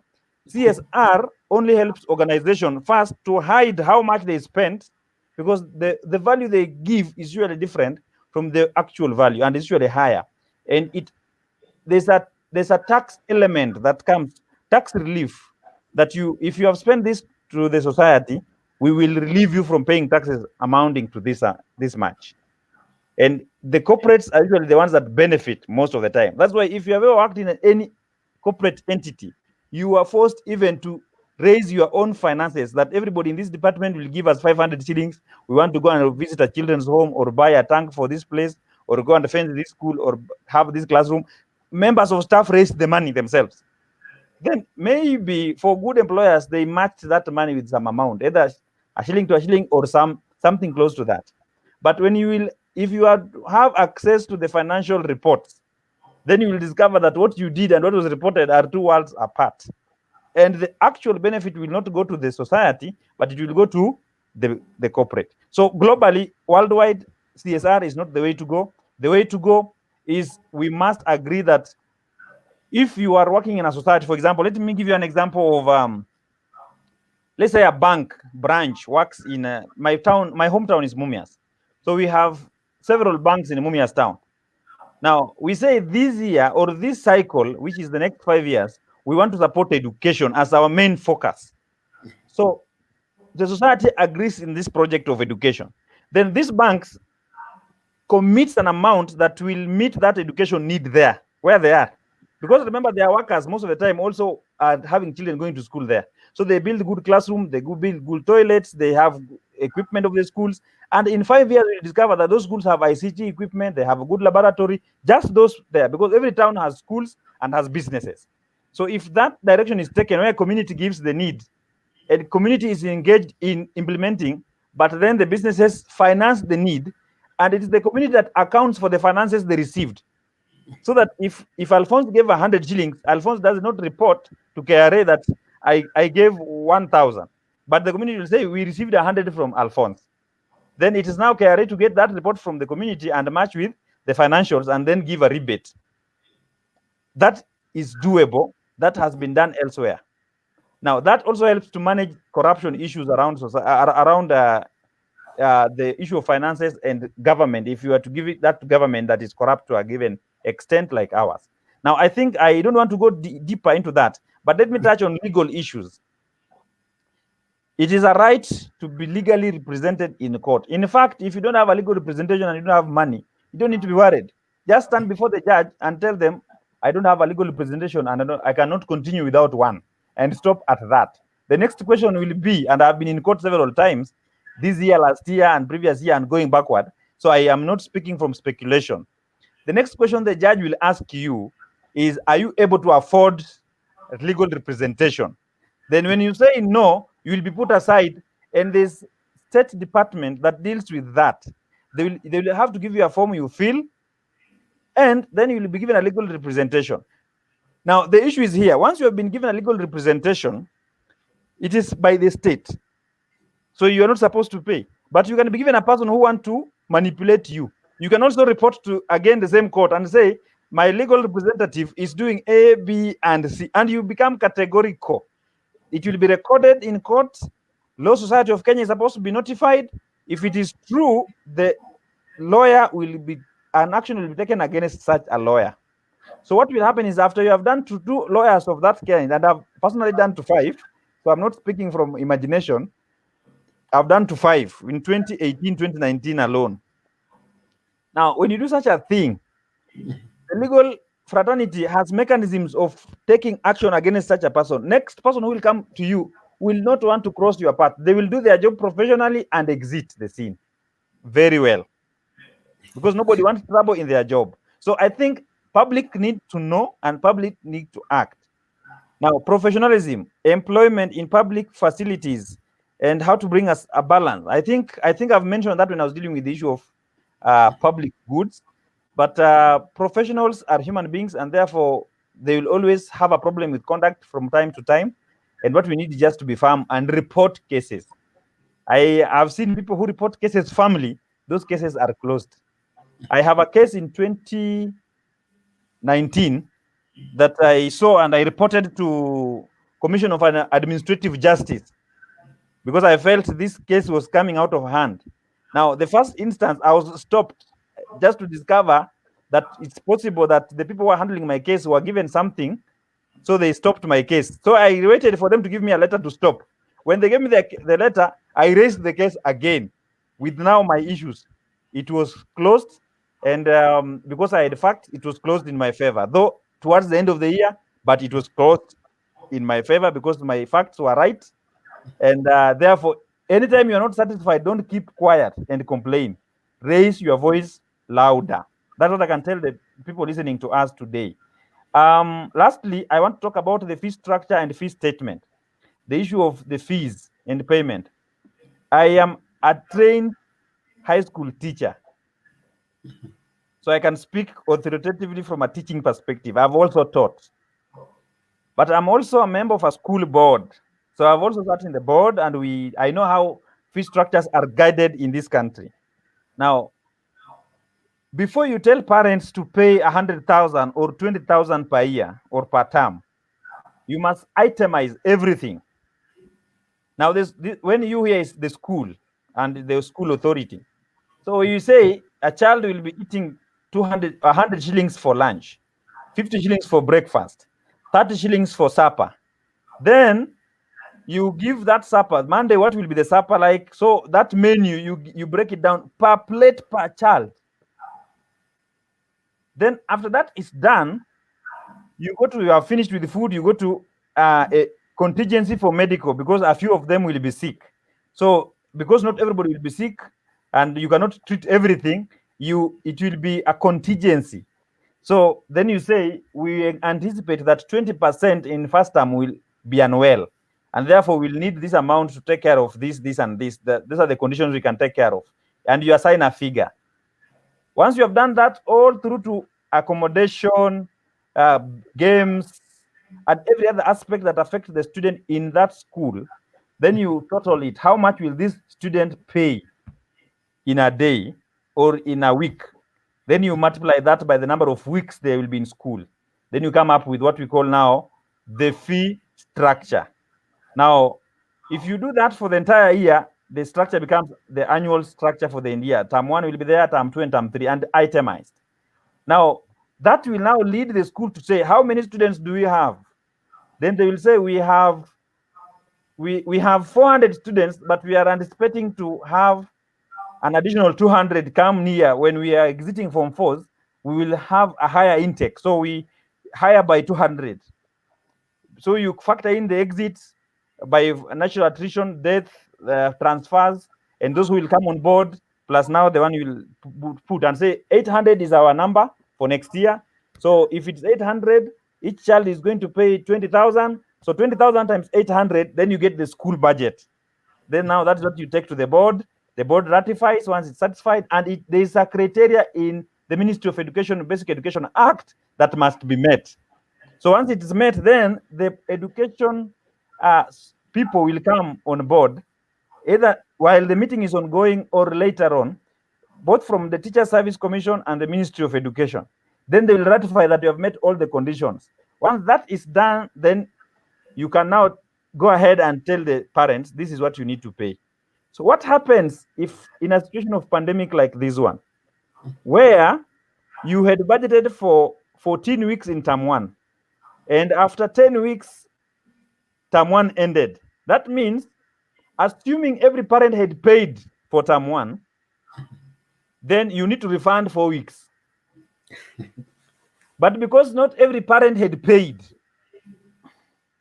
depending with the level and rate of collection, it is the time that you will ask yourself, how much are we in arrears, so that we can meet the budget for term 1, so that that budget includes paying the teachers, for those who pay teachers from that kitty. So it is in that direction that we can now discuss the difficulties. But much of that was explained by Dr. Mercy. I don't want to go back to that. I think so that we can have, if people want us to discuss education matters, we can bring it as a major substantive issue and go around it. I think I've responded to those matters. Thank you very much, Alphonse. The only matter I want to maybe to respond quickly before we move to where we move from here is actually the issue about the insurance, which Monda was alluding to. And he said actually, yeah, just respond to that. The issue of insurance, and Patrick, I know you know my case. I have a sister of mine, just like Monda has his brother. I have a younger sister who left the hospital just this week. Yeah. And my problem was with NHIF. And the issue was the employer was not paying on time. So there was arrears. What happened is that there is law regulating such. So you don't pay for what you did not cause. So if you have already paid, you need to pursue that employer to either pay you back in full or complete the process and you get the refund. And that can be done.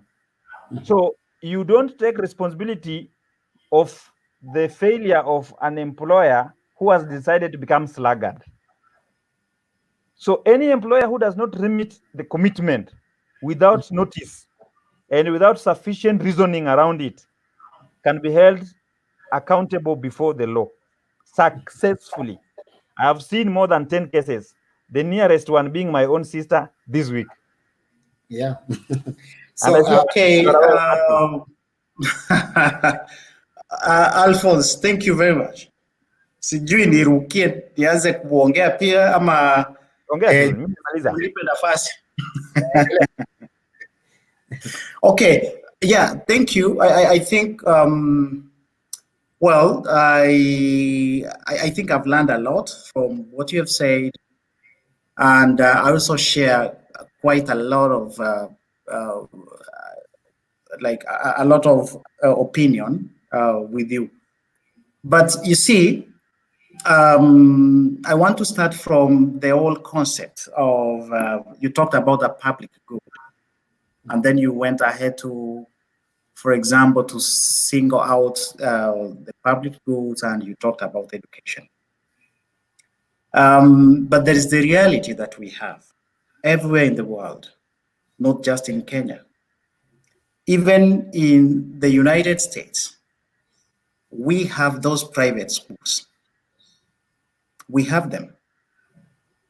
That's where you find those celebrities. That's where they take their kids. They don't take them to the normal public schools, the inner city schools. That's, for example, just find out where Obama has been taking, his kids.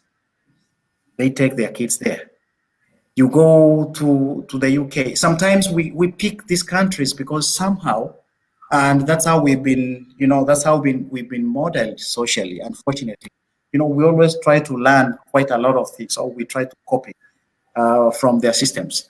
So you go to the UK, the same thing, and every other country. I think I have not seen a single country, in fact, including the former Soviet, maybe North Korea, okay, but including the Soviet states right now, they are having the private schools. It's because of the whole concept of capitalism, and it is there in their society, and people have a class. And even when we want to talk about hospitals, we also have the same case. And I think you could be having friends, for example, in the States. That Medicare has been actually a great challenge for most of the American citizens, especially the middle income people and all that. So it's a whole challenge that we've been having. So I was wondering, okay, is there a way, probably we can also allow the business to go on. Whoever wants to invest can invest.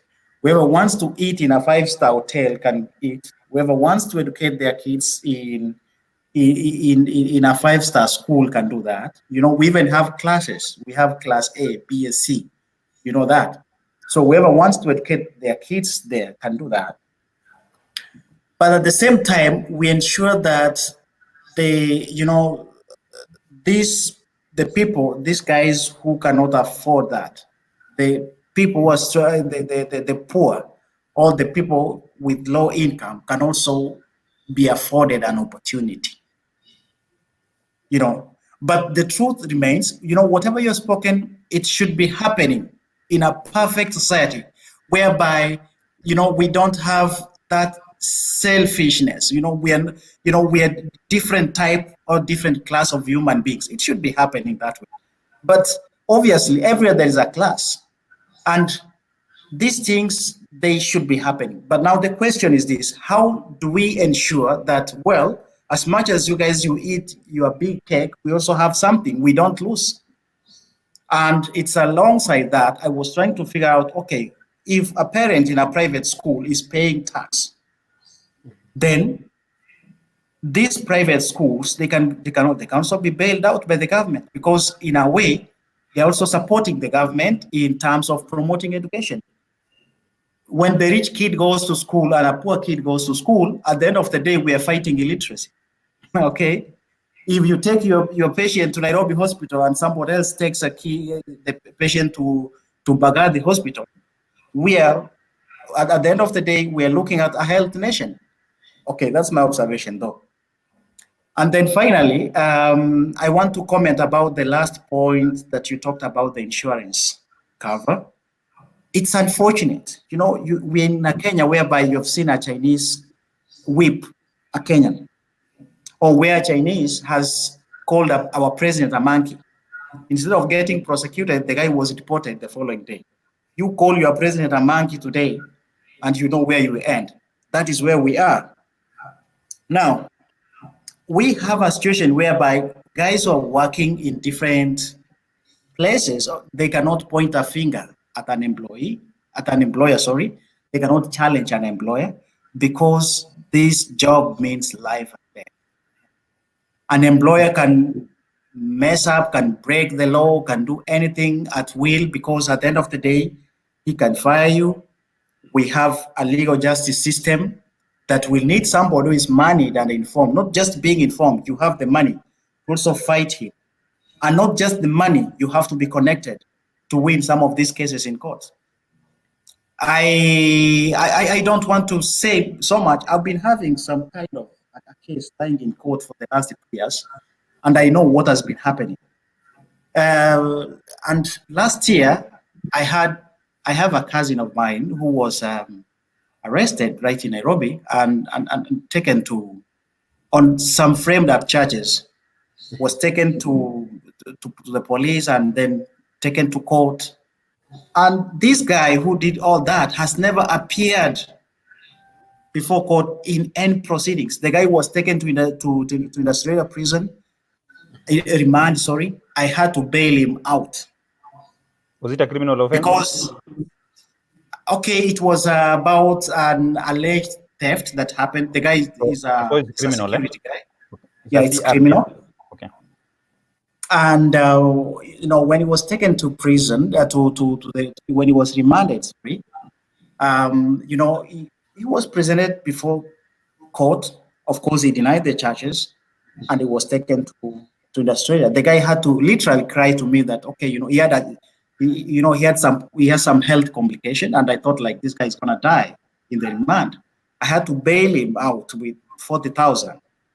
He got out. To this date, I had to get him a lawyer again.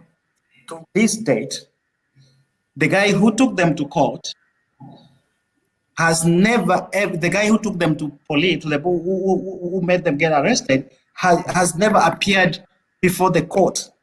The judges are supposed to be dismissed. But look at the kind of suffering this guy has gone through.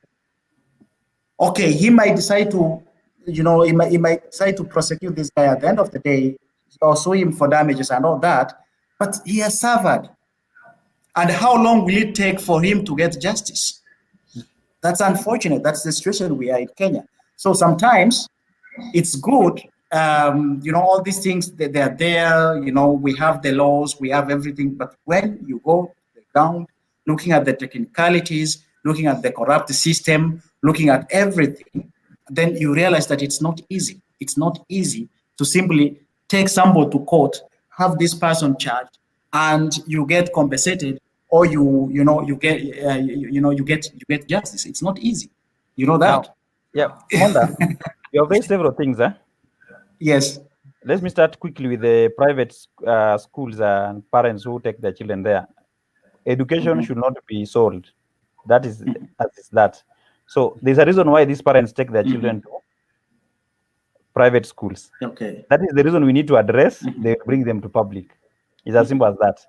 And one of them is congestion. The other one is what they consider quality. And you see, I personally have a model, and that I can give you 2 schools in Kenya that have used that model, and it has worked. One of them is Starehe Boys Center and School in Nairobi. The other one is St. Mary's School in Nyeri, if you know that school.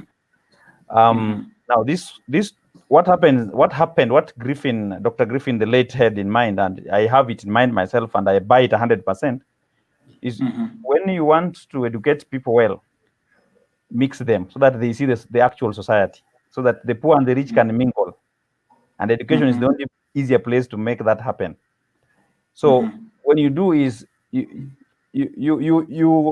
ensure that you increase the quality by ensuring that if you are looking at results, let's say you want to hire, you want to recruit bright students, and you define what bright means to you. This category to this, in terms of performance, because any category you will have, there will be students in that category, and there will be people who are poor in that category, and there will be people who are rich in that category. Now, number 2, you have a fee structure. Remember the way I said how we come up with the fee structure.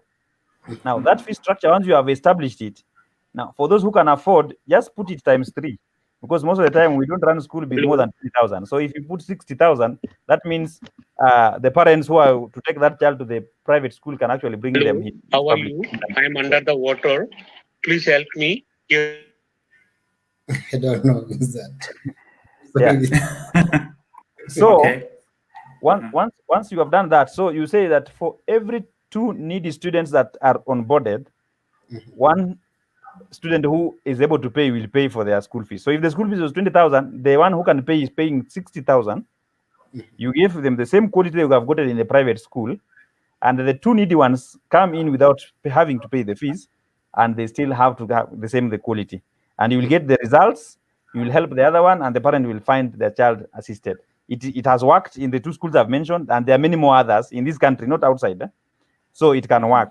What we need is to make it a public policy issue, Which we need is to make it work by public participants following up, because the public is the main failure, not the government, by the way. People don't follow up on why the school is not performing or performing. They just wake up and they say the principal must go. They didn't know the underlying issue is the person who is selling changa behind the school. Yeah. So we must address the systemic issues, and we can. These are addressable. In fact, for the schooling, it's very easy to address them. So that is one. Two, I don't want to get much into the school issue. If we come it substantively, it is my area of interest, it's my area of training, it's my area of practice. I can speak without reference because I have had issues on the ground. Now, guys, some people in employment cannot point fingers at the employer because life is very difficult. I'm very sure if you read what Patrick has been posting, and my name is tagged, he has been saying that I'm a labor policy consultant. Now, I became a labor policy consultant out of being mishandled by my employer or my manager for them doing wrong thing, and because I used to be quiet in the office, they assumed I'll be quiet for that wrong. And when I did it, I discovered I can actually do it for people. So today, I earn a living. I'm no longer employed. I earn a living from helping people who believe that the employer cannot have a finger pointed, all the way from when they're employed until when they're exited. I can assist. I have assisted several people. I'm not a lawyer, but I've so far the cases that I've handled or I've gone to court where I am attached, we have lost 0 from 2015. Yeah. In the last 3 years, I've won 6 cases out of the 8. The other 2 are still ongoing. Now, I'm not speaking from imagination. People come to me. If you find, you see, as a man thinks, so is he. We cannot help you beyond your mindset about your situation.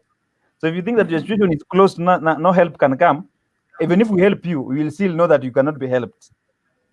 Now, there is no employer. In fact, I have not seen employers winning many cases in court. I can assure you. In employment and labor relations court, even a simple case that an employer is supposed to win, most of them don't win because they assume a lot. So what you need is, if you don't have the money, please have the knowledge, and knowledge is online. I have most of the things I've learned about our labor laws. I've downloaded them. I've read them on cyber. I've got to print from cyber and print and bind and come with them in the house. Yeah. I wish I could show you some of the books I have here. They are a bit fire. I can't read them immediately, but I've bound those books and I've been reading and underlining them. So when you talk to me, I'll have to read which law is that. And they are so basic and they're easy to win. So anybody who thinks that they cannot raise the matter, they are the captives of themselves. So before they blame somebody else, that's my starting point. If employer does something wrong for you, you have a right, but also you have an obligation. So you must balance your rights, your roles, your obligations, and what you are not supposed to do. If you do it, you are wrong. So there are only 2 things that every employee who is listening should know. When you're employed, you must be an adult. So once you're an adult, then these 2 things apply to you. 1, you must always operate lawfully. So whatever you're doing must be lawful. So if it is not lawful, just say no. Even if you are sacked, you will win that case. Take it from me. And when you win the case, you will have learned more than if you remain there suffering. The suffering of remaining there is bigger than the suffering of being pushed out and winning the case. So that is one. I have personally won personal cases. So I'm not talking of somebody else. And I was not winning them with money. So that I can assure you, you can win without money. And we win against very big lawyers. So it's not about the amount of money you spend to the lawyer. It is what you know and how you apply it, and you can be assisted. And that's what I do for a living personally today. All right. Thank you. Number 2, after you are doing everything you do is lawful, it must be reasonable. How did you reason out to act that way? Most people will say, niliambiwa, I was told, I did it, but wakaniruka. They now left me in the dark alone. So if it was not reasonable, give your reasons why you don't want to do. And if they insist you do, request a written instruction, not verbal. If it is verbal, it's not an instruction. It will be your word against theirs. But once the men and women in authority instructs you in writing, and you give them your objection or your reservations, and they give you go ahead. It is them to take the responsibility. If now things get thick and you are called, you just provide that printout of the communication. What that means is after every communication with your seniors in such situations that you see possible controversies, please always have a printout taken home or forward it to an email, personal email, if your system allows to forward such things to your personal email, because one day you might need it. And I speak from experience, very heavy experience. In 2017 to 2019, December 31st, I have assisted 299 people. So I think that is good sample to speak from. Yeah. All right. So there's some questions. So first I want to say. Just a minute. Sorry, there's an issue you said about the guy who was taken to court and does not appear. A criminal case, the person that took you to court, if the case is CR, that means a criminal case, the person is just but a witness. The state is the one that takes you to court. So in this case, police processes you, then through the prosecutor, who is from the ODPPs, the Office of the Deputy Director of Public Prosecution, who does it on behalf of government, are the one who take you to court. So the other person only becomes a witness. Now, cases become weak when witnesses don't appear in court. So when the absence of that witness simply means the court has become weakened. And at that point, you can request, whether you have a lawyer or not, having a lawyer, even just to advise you, not necessary to appear. Sometimes you may not have the lawyer appearing, but you are trained, coached, and assisted by lawyers on how to present yourself. I've also done this for myself. Yeah. So when you do this, what will happen is they tell you, here you need to post like this and respond like this, and they look at because there must be what we call charge sheet. Now, leave alone whatever was said, stick to the charge sheet. Now, that is where you go. Once you finish that, then ask another friend who is a lawyer. Now, this case has been thrown out. And you don't need to take it so heavily in your head once you are out, because the issue of bail is usually the problem. And now, if it's bail the way you bailed him, the next thing is that you don't need a lawyer most of the time. Ask lawyers just to support, and they will do that. And you can also ask the court that you don't have legal representation, so that the state provides a lawyer for you, so that you can just facilitate the lawyer, but not necessarily having a headache of you must pay the lawyer. Yeah, and again, I'm speaking from practical experience, not imagination, not from using money, but I have seen where money does not help at all, and things still move. Sorry, I have a blackout, but let's go on. It's okay. It's okay. We're able to see you. Yeah. Okay, go on. It's a blackout. Questions, yeah. But anyway, first I want to say, Jackie, she's saying she missed this one. Thank you, Jackie. Jackie is practicing in Europe, okay? And actually, she could have come and give us some perspective how maybe education is handled in Europe. But anyway, maybe I'm not sure if she can. So, but there's a question. Someone is saying maybe there's no way you can get a refund, because there's a policy that school fees is actually non-refundable. Maybe Monda, how do you think about this? No. I think, well, I don't know about the policy, but okay, probably it's like this. If you have enrolled your kid and somewhere in the middle of the term you withdraw your kid, then you cannot ask for the refund. I think, okay, I can be advised by Alphonse or somebody else, but I think usually, the school has worked on the budget already, and it's not easy for, some of the budget, for example, working out on the teacher pay and all that, it has gone on budget. Probably the school has even spent part of your money. They have paid much ahead. So even withdrawing your kid in the middle of the term or by the end of 1 month, you have got no legal engagement. At first, you knew that when your kid got admitted, the school is fully aware that you're going to have your kid until the end of the term or until the end of the year, and then you withdraw. They have already budgeted for that.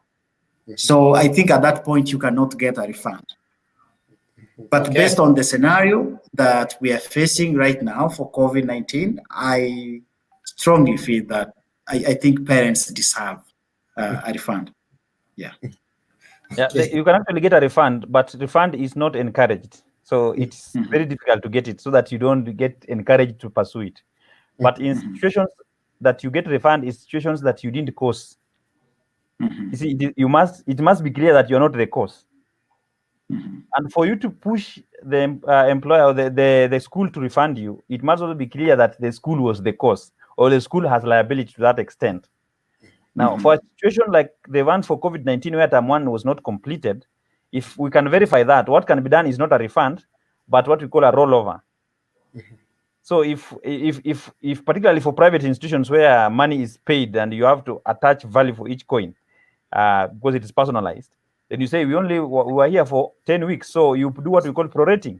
So when you prorate, you say I paid the entire school fees, you only taught my child for 10 weeks, 4 weeks was not paid for, which is equivalent of this money. I want to top up that amount for the second term when you start next term. That one you can again win such type of arguments. But generally, there's a lot of dynamics around this, so it's not a straight line. It's not an easy. What about withdrawing your kid? If you withdraw a kid, it's your own action, so nobody can pay for your action. So that one you exactly clearly. Okay. Thank you for that perspective. And now I want us to go to I want us to end this session. So maybe we can go to our last parting shots, guys. So maybe Monda, you can tell us how, maybe in your parting shot. For me, what I have to say, well, as much as I agree with my brother Alphonse, 100%, and maybe 95%, you know, some of these things, again, we have to put our priorities right, especially when you are dealing with your employers and then when you are dealing with, when you want to protect your job. Because the reality on the ground, you have to also assess what consequences, what is going to happen today if you're going to lose your job. That's the reality. You will find that, unfortunately, for example, for an African kid, you'll find out of 7 kids, most of the families, you'll probably find that if you have a job, probably you're the only one. So you are fending for the extended family, you are fending for your family. Again, look forward to this. Well, I'm going to get out of this and fight a battle with my employer. How am I going to survive? Because we know for sure 80% of our employees, they survive through hand to mouth. Today, take away 1 month paycheck, those guys will go back to zero. That is the truth. Unfortunately, it is a very unfortunate situation we are in. So sometimes we find ourselves in a situation, but it needs resilience, because at the end of the day, you can win an argument in court, you can win an argument, but we also learn a lot of values. I have been working, for example, for the last 13 years. It's very interesting. My first job, I was fired after 4 months because I was not patient. Okay. And after that, when I lost that job, then I stayed out for around 4 months out. And then that's when I learned that, okay, probably I need to have also learned patience. I need to have learned tolerance, because at the end of the day, in our society that we live, everybody will wrong you. Your co-worker will wrong you. Your family member will wrong you. Somebody in the public will wrong you. But it's also about how you can be able to fit in a society and live with people. I'm not saying that Alphonse is wrong. He is 100% right when you are fighting for your right. When you know when you know your right space. But again, what I'm going to advise everybody else, some challenges at work, they teach you lessons. They teach you a lot of lessons. They teach you resilience. They give you some virtues. They also teach you to be disciplined. You know, nobody works hard and earns money and plays around with that money. So they also give you some skills. So nothing, not everything that happens to you, that is, not every negative thing that happens to you is meant to make you suffer or feel bad. It's meant to make you grow stronger. Alphonse, you have challenged me, to be honest, and probably we might engage more off camera, and I'm going to learn a few things from you. Thank you very much. Great. Yeah, I also want to say, also Achieng, she's also agreeing on this. She's saying it's complicated, it's actually complicated to actually try to demand school fees, because even when schools will be actually reopened, teachers will go overboard when it comes to catching up in the syllabus. So I think I also wanted to mention that.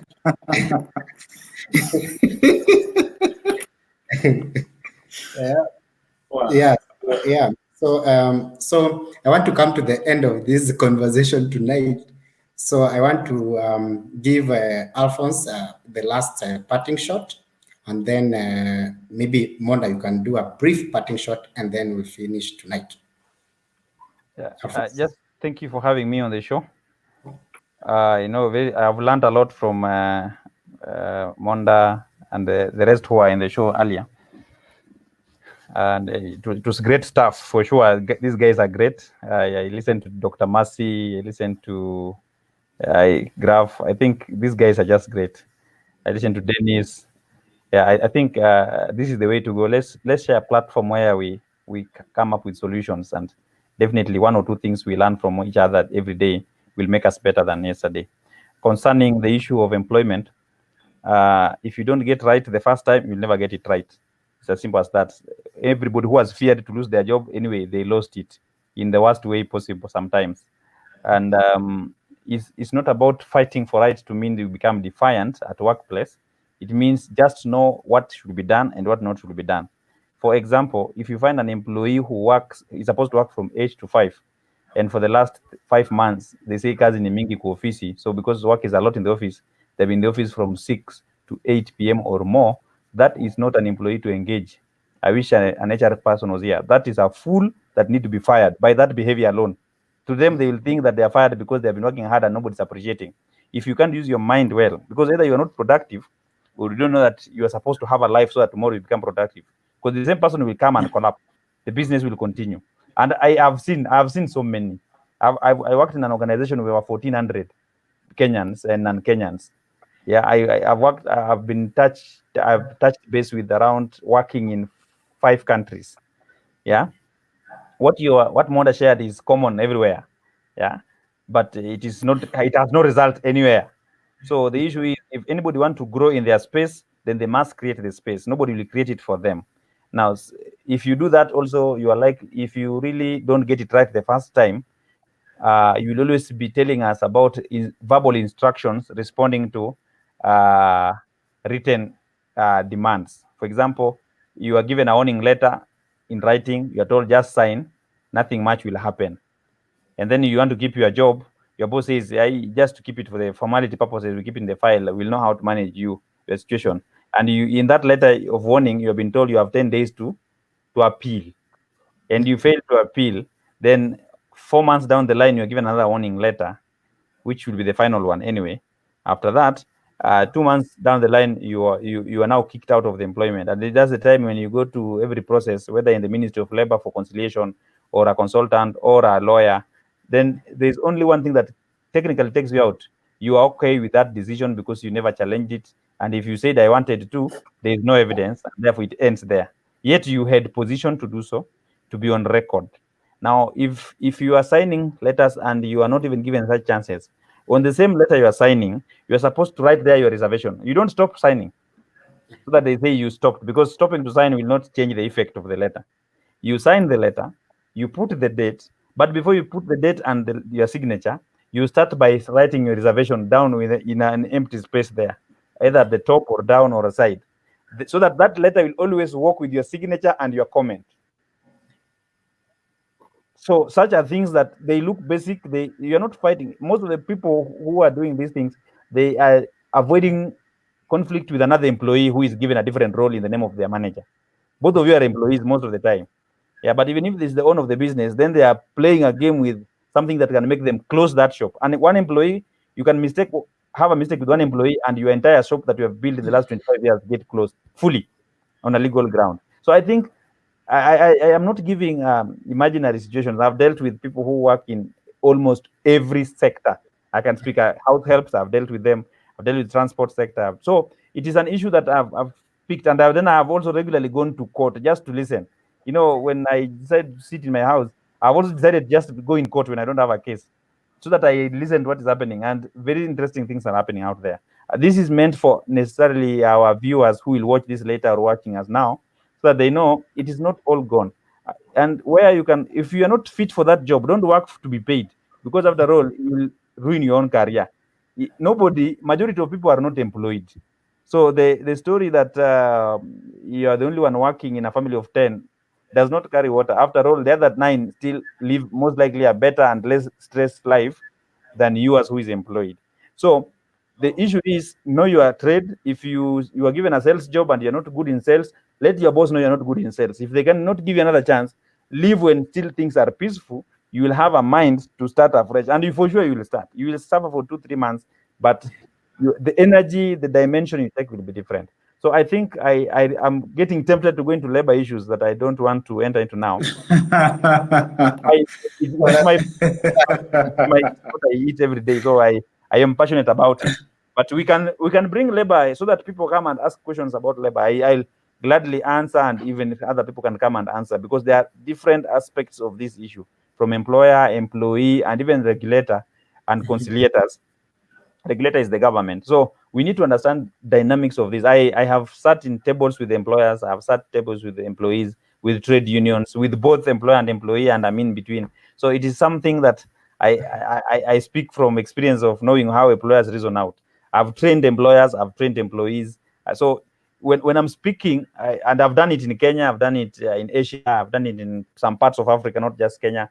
I've had collaborations with people in the North America, including in the US. We have done it in collaboration with people in Brazil and other parts of South America.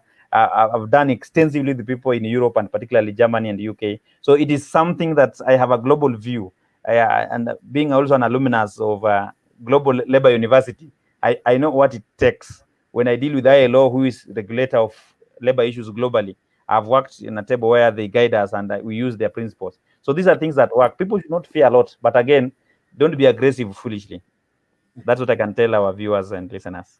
Otherwise, thank you so much for having me on the show. Thank you, Alphonse. I want to confirm you are the future KOTU Secretary General. Utakula sana uanze kusema ushenzi. Tunakuona. That is my elder. That's my elder. I respect him a lot. Monta, take us home. No, I think mimi nilikuwa nimemaliza. So what I can say, personally, I can say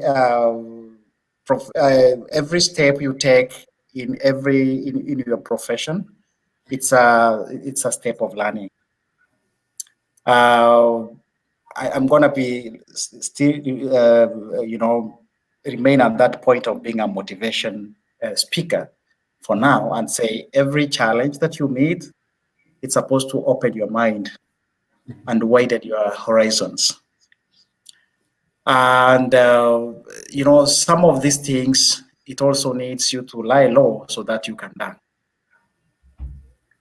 And sometimes you get to a work environment and your boss can sound arrogant. It takes humility to also understand your boss, to explore the weakness of your boss. And as a junior staff, you can also manipulate your boss. That's how we have even seen people rise up politically. Somebody is humble enough to explore an opportunity. Sometimes when these bosses are very arrogant, they stop reasoning. They fail to think. So if you're somewhere junior and you know how to explore that space, you can be able to rise and overcome obstacles and become a great man. So that's what I have to say. It is also happening everywhere. I have seen right from our government. That's why I want to comment from Atwoli's remarks. That alisema mimi sijaona hata yule President Moi alikuwa anafanya nini? Alikuwa ananyenyekea hapa. Akifika pale wakina Koinange sijui wote mbiu Koinange wakimtuzi anafanya nini? Ananyamaza. But now what is bringing the problem, and he could be saying the truth probably by 40%, I don't know. Chenye kinaleta shida hapa ni huyu number 2 anaenda anatangaza miradi na bosi anatangaza miradi. So sometimes learning the situation, it takes a humble heart. It takes a person who, you know, sometimes you might even behave foolishly to just see the other side of life. So that's what I have to say. And also it needs tolerance as far as work is concerned. Then another thing about the realities that we have, really what I have to advise Kenyans, let us remain focused. We know we should, you know, let us know that we have opportunities as far as education is concerned. Whether you dropped out, you exited at class 8, there's an opportunity. Let us not just embrace those old professions, just one line of thought that you have to be a doctor, you have to be this, for you to succeed in life, blah, blah, blah, blah. No, that's not necessary. Success in life is relative. It's about doing what you like most, and it's about achieving your dream. All right. That's what I have to say. Yeah. Thank you very much, Monda. Jackie, she's saying we are doing a great job. And Alphonse and everyone was cool tonight. So Jackie, we are looking forward to have you next week. Next week we'll be having Jackie on the platform. Ukileta siasa uniite. Mimi nilisikia mkizungumzia siasa ndio nikakuja. Tunaweka siasa very soon. Sawa. So siasa ikifika mkitaka kuongea mbaya, unajua mimi hupenda kuongea mbaya. Ile ya kuongea mbaya mniite. Cosmocho is going to come. You know, haina shida. Yeah, we'll be doing this soon. Yeah. So thank you everyone who joined this conversation. All the guests tonight, Dr. Mercy, Dennis, Grieve, now Monda, Alphonse, and Daisy, and everyone. We were actually unable to actually sort the issue of network with Vitalis, who was supposed to be the main guest for this conversation, was going to help us have this conversation for tonight. But we were unable, but anyway, it all turned up okay, and we were still able to have this conversation. So thank you everyone who joined. See you again tomorrow for same time. Asante sana. Good night. Alphonse, good night. Good night. Cheers. All right. Oh, umenifaa ni maradufu, yeah. Uwepo wako umetoa, nikiwa peke yangu sijakamilika, hata mipango yangu inavurugika. Hakuna anayezidi kwako mama, nguvu ya mapenzi yako bara.